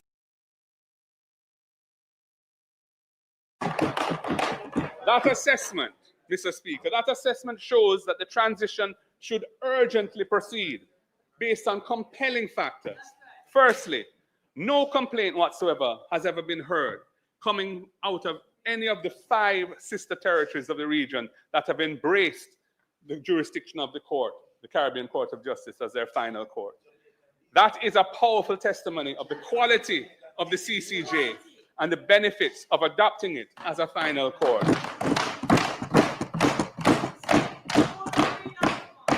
Secondly, the CCJ has received strong international recognition for its secure insulation from political interference and other forms of external interference, and for the efficiency of its operations, and for the excellent quality of its judgments.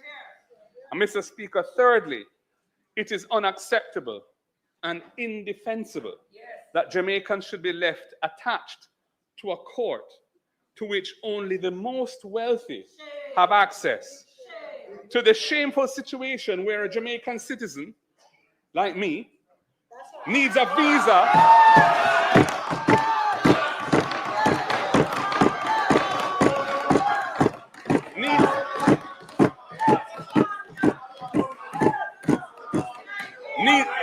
needs a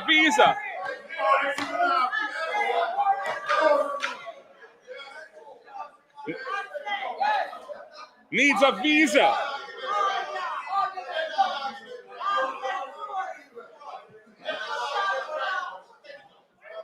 needs a visa needs a visa to travel to our final court, when the solution to putting that right lies right here in our hands in this chamber, whether sitting as the House of Representatives or the Senate. And Mr. Speaker, access to justice is a critical issue. Right now, the vast, vast majority of Jamaicans don't have a final court. You need a visa to go to UK as a litigant, and the cost of litigating a case in England come up to many, literally tens of millions of dollars. It is not an accessible court for the majority of our people. And when you look at what the CCJ has done for our Caribbean sister countries that have acceded to its jurisdiction as a final court, Whereas in Jamaica, you have a mere handful of cases going there each year. Sometimes 2, sometimes 5, sometimes 1. Those countries have multiple appeals that are being heard. Their laws are being interpreted and applied.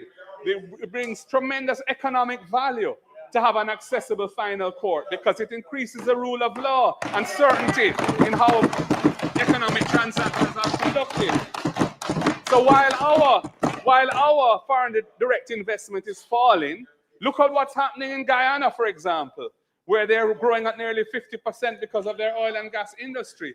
They have the CCJ as their final court, and they have massive investment in their oil and gas industry. And the same is true of other jurisdictions in the Caribbean which have acceded to the CCJ. Mr. Speaker, if we undertake that assessment as recommended by Mr. Siaga, the outcome is clear. Yes. The government and opposition will at last have found common ground. Yeah. This could be the year when the historic and empowering institution of a Caribbean final court, originally conceptualized by none other than former Prime Minister Hugh Shearer and his cabinet colleagues back in 1970, comes to finally be acceded to by Jamaica, and justice at the highest level becomes accessible to all Jamaicans.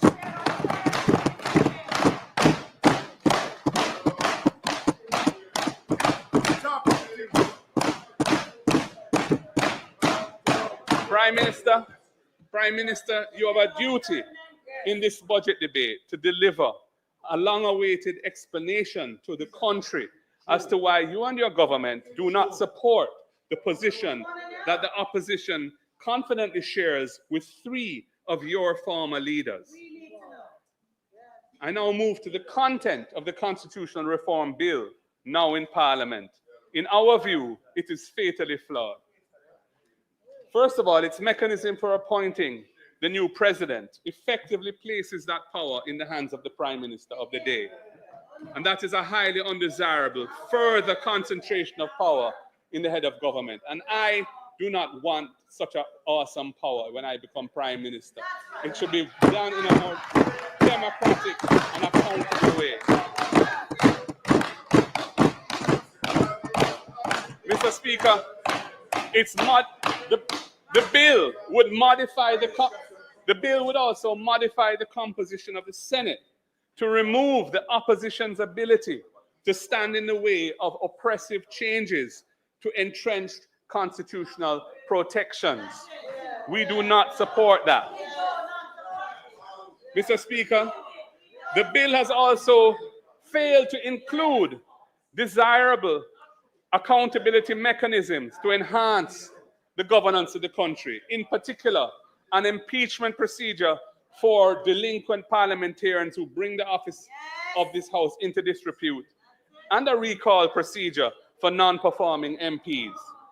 Mr. Speaker, we can't support the bill in its current form, and we do not support a phased approach to the reform. The next PNP government will pursue a fully participatory process of engagement with the public. First of all, to design the reform process itself, because the process is important. And the process that they followed, which really tinkered with consultation, but the committee that they set up, they appointed everybody except for the 2 that we appointed, and so on. That has not left the people of Jamaica feeling engaged and respected by the process. If you're going to deal with constitutional reform, you have to bring everybody on board and really address the issues. And then the reform recommendations will be dealt with through this constitutional participatory process. There is a lot to discuss and settle. Many Jamaicans want the right to elect their president. Many Jamaicans want the right to elect their president. Many want term limits. Many want fixed election dates. We need a fulsome discussion on how our diaspora can play a role in governance in the country. They support the economy, they support the people who live here, but they have no say in the governance of the country. What mechanism should the Constitution provide for them? That's an issue. We need to deal with the rights of our indigenous groups, the Maroons in particular. in relation to the land that they've occupied for centuries and which was guaranteed to them by treaty with the United Kingdom. All of these issues need to be addressed as part of the constitutional reform. Mr. Speaker, I turn to the issue of Portmore. The current arrangements with respect to the governance of Portmore, emerged out of a highly consultative and democratic process led by the people of Portmore themselves. We feel strongly that the people of Portmore must be the ones to decide whether they want to give up their status as a city municipality or not. After all, Portmore enjoys unique participatory governance innovations, such as they get to directly elect their mayor. They're the only community in Jamaica that does that. And the inclusion of community stakeholders in the committees of their council, which is provided for by their charter, is also a unique feature. There is no other municipality which directly elects its mayor. Anyway, Mr. Speaker, a fundamental change which would deprive them of those rights should not be foisted on them by the government of the day. It must not be used as a backhanded device either to adjust electoral boundaries.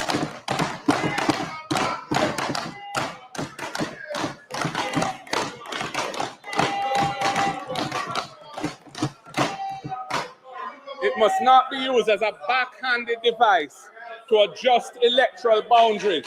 Where is the member for Southwest St. Catherine? Where is he? Because he is the one.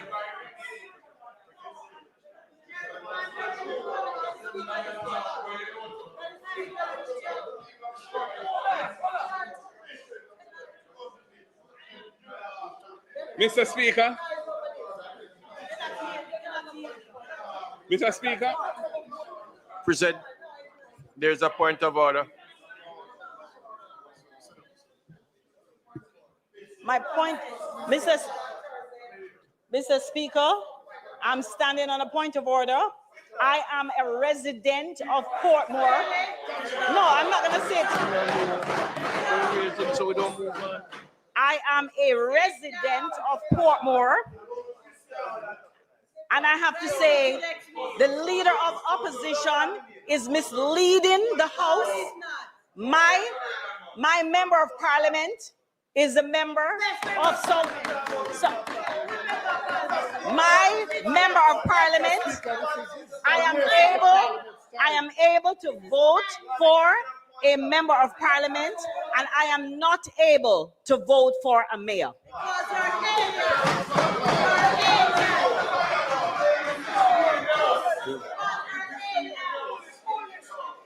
I don't know what you're talking about, member. I don't know what you're talking about. But the Local Governance Act provides for the election of the mayor of the city municipality of Port. Well, I'm not talking about her.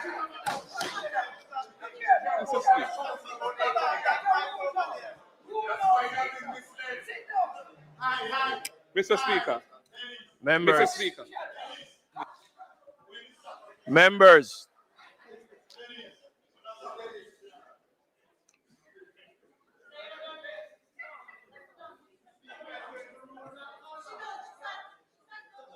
Members, we are still in this house and we are asking that we conduct ourselves in a way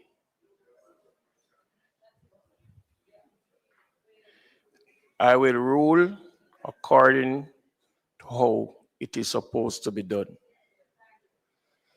The leader of the opposition is on his feet. A point of order is raised. I cannot tell you what the point of order is until we hear. So allow me to rule accordingly. You may continue, sir.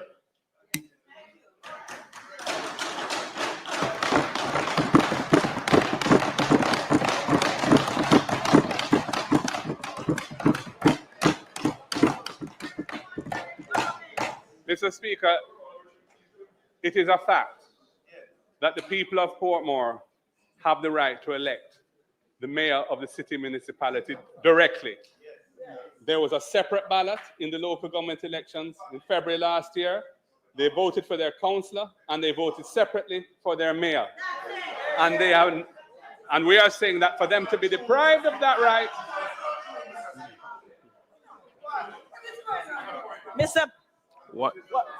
Mr. Speaker, again, the leader of the opposition is misleading the people of Jamaica. I voted in the local government election and I was only able to vote for a councillor. There was no separate ballot to vote for a mayor. Mr. Speaker, I cannot speak to the particular circumstances of that member. I am making a general point, an accurate general point. She must know why she can't vote.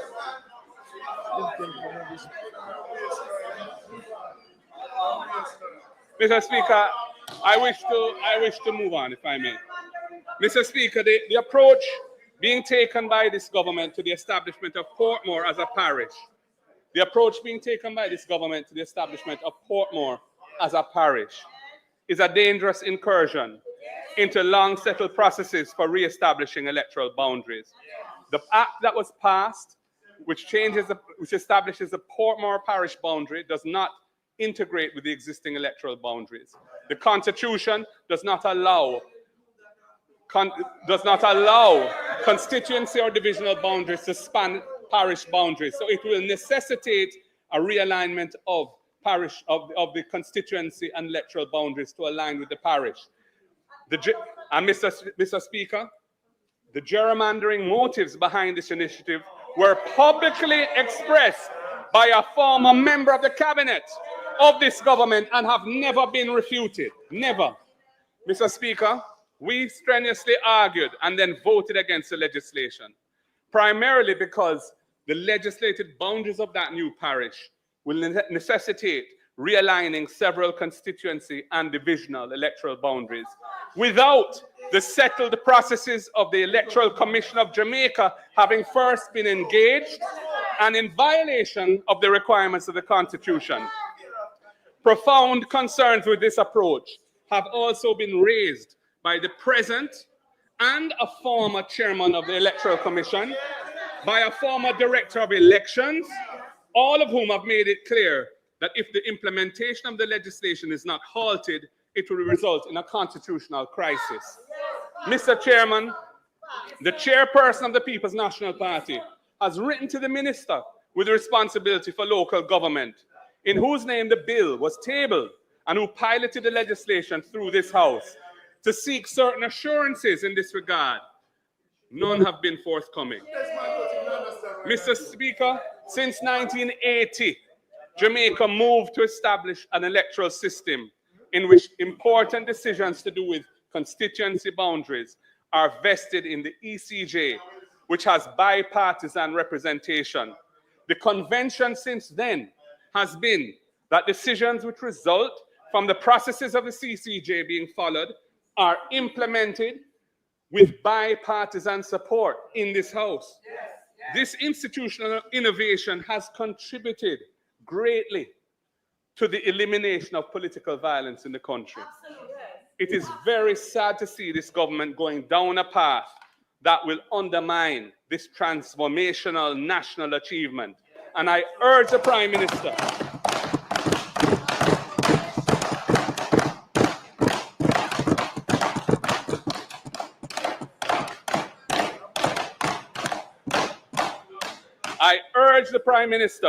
to ensure that as part of his legacy to Jamaica, this inconceived legislation is not brought into effect. Anyway, Mr. Speaker, in the meantime, yesterday, we filed suit in the Constitutional Court to strike down the legislation.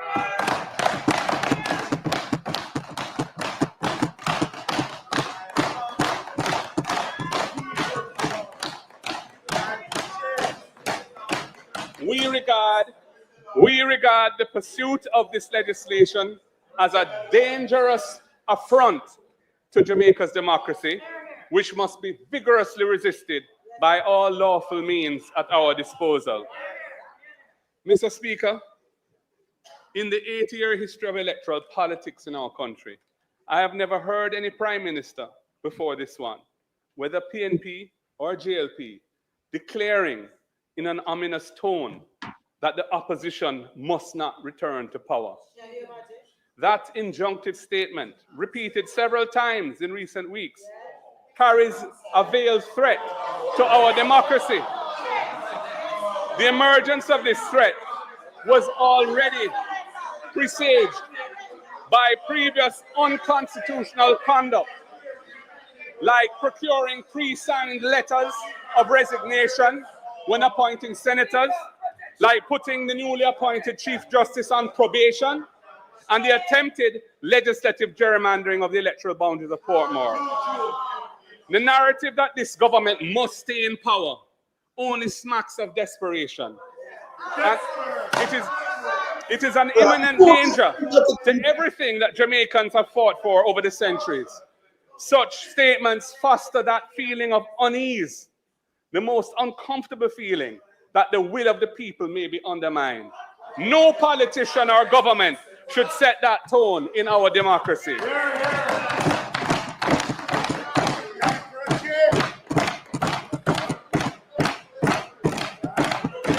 I am putting the Jamaican people on alert. I am putting the Jamaican people on alert to protect the most cherished right fought for by our people, which is the right to choose their government, to vote out the one which has proved that it is no longer deserving of respect. That is a right they have. Mr. Speaker, the Office of Political Ombudsman needs to be reestablished as an independent institution and separated from the Electoral Commission of Jamaica. Yes. It was an unwise and unsuccessful experiment to make the ECJ double up as a political ombudsman.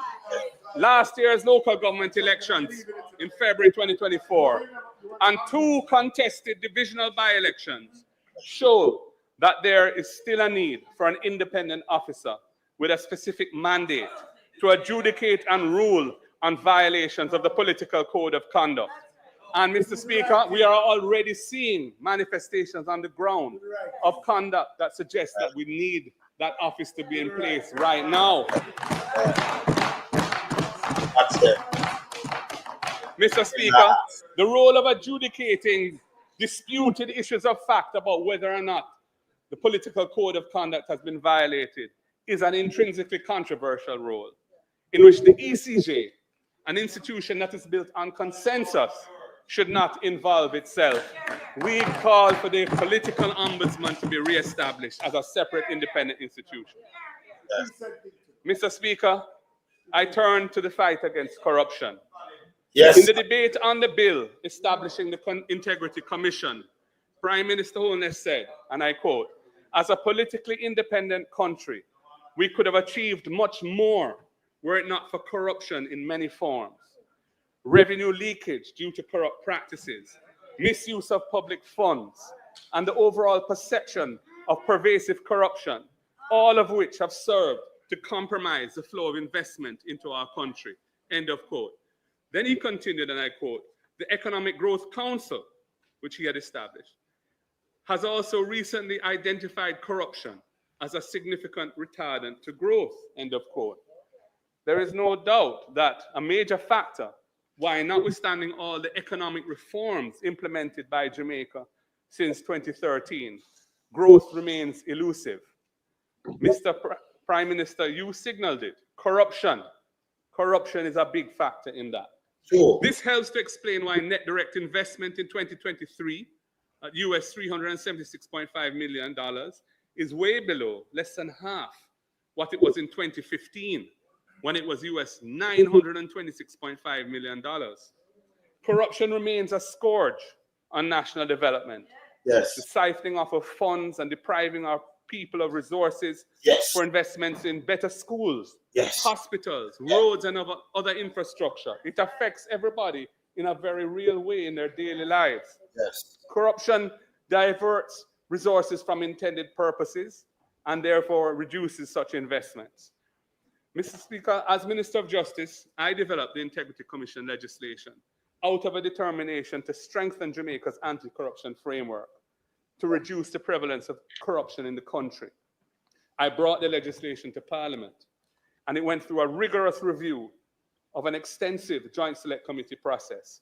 After the change of government in 2016, the legislation was ultimately passed by this government in 2017 and was brought into effect in 2018. Yes. All the commissioners and senior officials of the commission have been appointed during the tenure of this government. Yes. The Integrity Commission is a vital institution. It needs to be protected from attempts, current and other attempts, to weaken or dismantle it. It is a relatively new institution, and it is our duty as parliamentarians to nurture and support it, ensuring that it has the resources and the legislative support it needs to carry out its anti-corruption mandate fairly and fearlessly.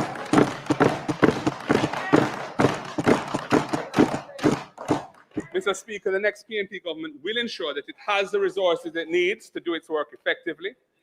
We will also enhance its tools by passing legislation for unexplained wealth orders. No! Unexplained wealth orders. No! That was an agreed commitment. That was an agreed commitment that, of CMOC, the Crime Monitoring Oversight Committee, which this government has reneged on. We will amend also the Act to require public, and I'm talking about the Integrity Commission Act, we will amend that Act to require the public disclosure of government contracts. It was never intended that the practice of the Contractor General to publish all government contracts on a website so people could see who is getting them and what they're for and how much money is involved, that the Integrity Commission Act should prevent that. To me, it is a flawed interpretation of the section, which has led to that decision being taken, but it has been taken. We need to fix it. Mr. Speaker, on a related note, we will reintroduce the system of having the opposition appoint chairpersons of the various committees of Parliament tasked with monitoring the performance of government and holding the executive to account. Mr. Speaker, I know that when you're in government, having the opposition chair committees is not always convenient politically.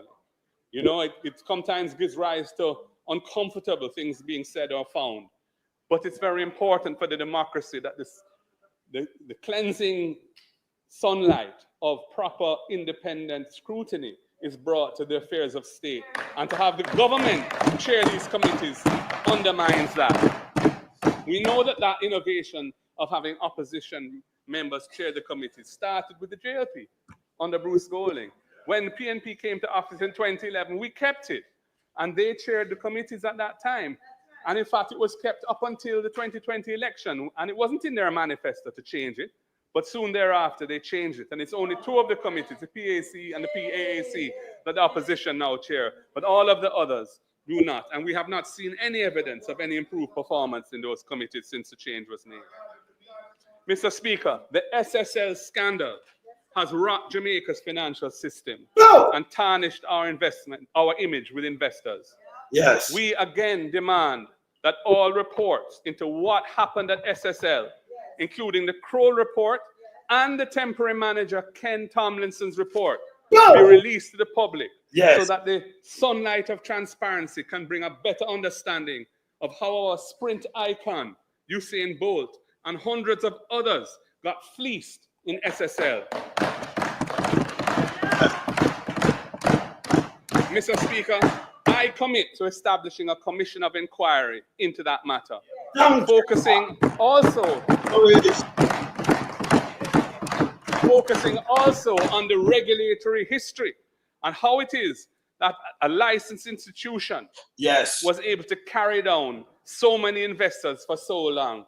It is unprecedented in Jamaica. This was nothing to do with the economic issues of facing other dealers or the market generally. This was a specific problem in that institution. It should have been addressed and it wasn't.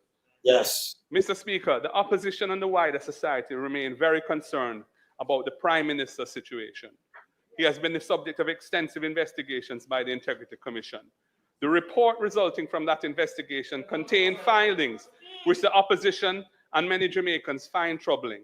Yes. The report called for further investigation by the FID, the Financial Investigation Division, and Tax Administration Jamaica. The Prime Minister has responded by taking the commission to court, seeking to strike down the legislation itself on which Jamaica's anti-corruption framework depends. In the meantime, the Prime Minister's statutory declarations of assets, liabilities, and income for the relevant years remain uncertified by the Commission. Mr. Speaker, this is an untenable situation and it goes to the heart of governance in the country.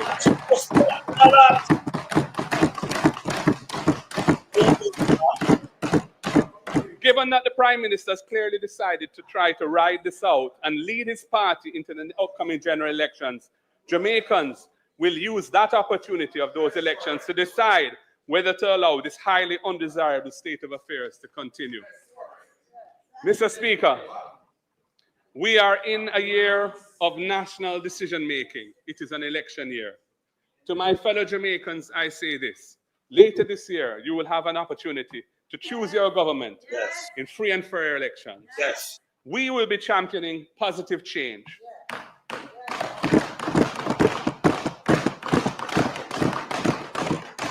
We have already begun in this budget debate. We will be coming to you with more plans and details over the next few weeks. Examine our policies and decide for yourselves. My fellow Jamaicans, do not get distracted. Do not be intimidated by anyone who seems to want to rob us of our democratic way of life. Jamaica doesn't belong either to the PNP or the JLP. It belongs to the people of Jamaica, who every 4 to 5 years determine who they want to lead in government. The people of Jamaica are the title holders of this nation. When the time comes, we will work on behalf of all Jamaicans to build a Jamaica where everyone can live, work, raise families, do business, and retire. We envision a Jamaica where everyone can thrive, live their dreams, and be happy. Yes. We champion the building of a Jamaica that is nice for everybody, not just a few. We champion the building of a Jamaica where God is at the center, and our values and attitudes are conducive to harmony, peace, and the pursuit of happiness. Yes. We champion a Jamaica where there is protection for the vulnerable and where justice flows like a clean and pure river. A Jamaica where you can imagine the life you want and be equipped with the tools to build that life. We come to champion a Jamaica where you can live in dignity and hold your head up high, where you feel content, respected, and truly blessed to live a way hard. Yes. That is what a PNP administration under my leadership will set out to do from day one in government. We will champion these positive changes.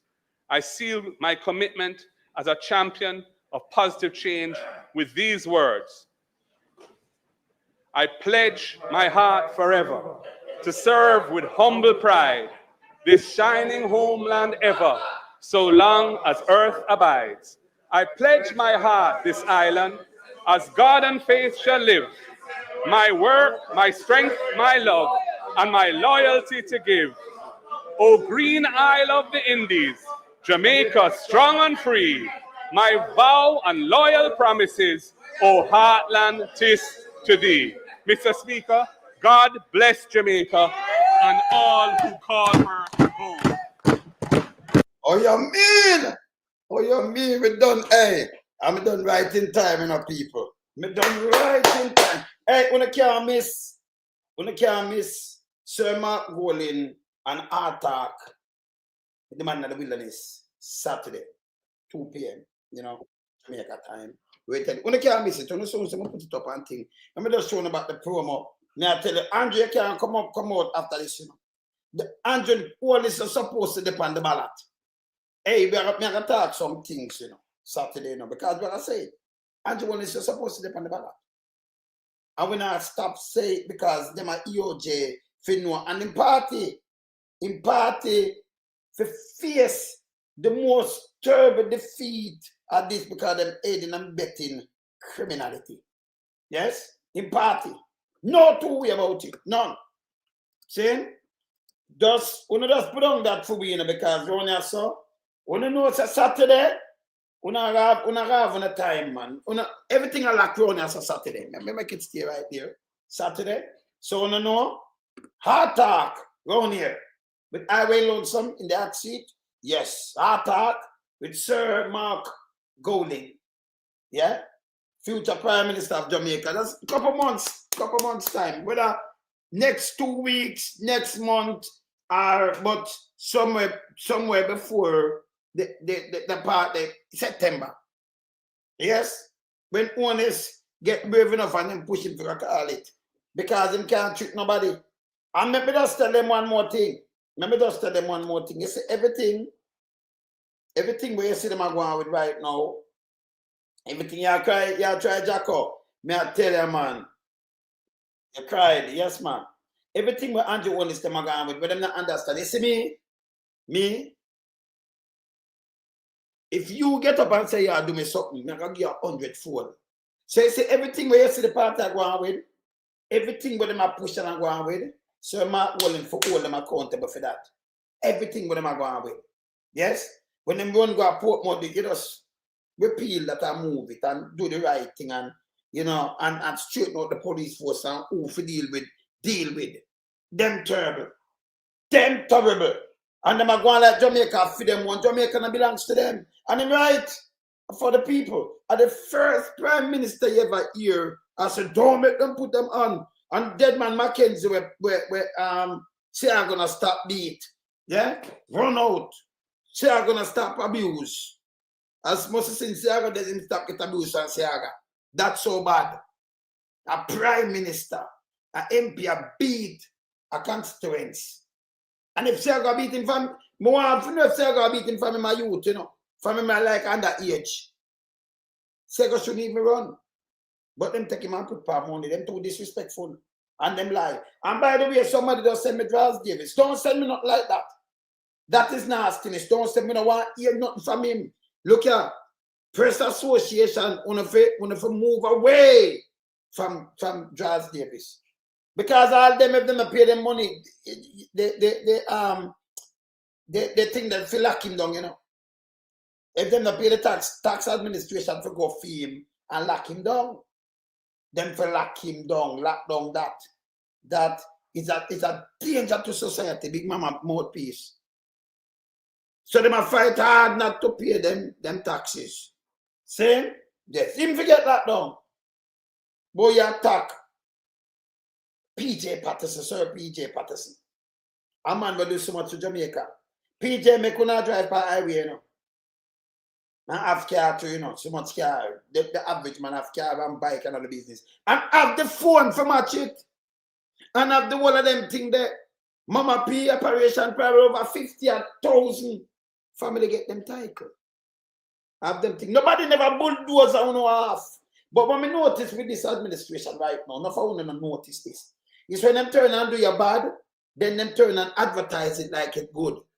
Them do a spin to it. Me not have to study them. Them are no music. But me can't tell us how this them do with these.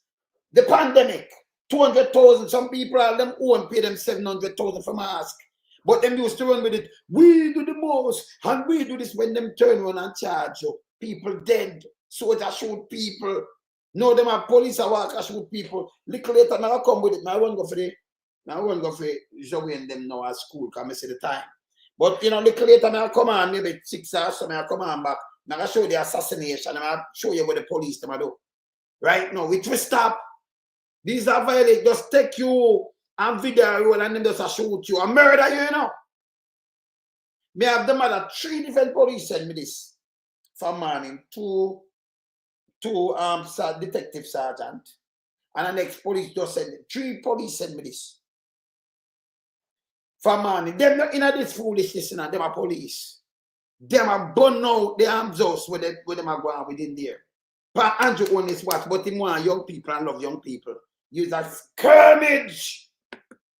When you don't miss this Saturday. When you put it one side because Saturday, me I tell you no. I run that say, you know, you're so nice here. Anyway, let me run because I'm going to pick up the man them from school right now. Yeah, man. They look alone some of them. I'll pick them up from school right now. So, you know, later. Yeah? I am out. Bless. We in lump sum, we are beat it till the hammer burn. We now make them get in on them and again. None of them boy that we not honor them. We in lump sum, we a beat it till the hammer burn. We now make them get in on them and again.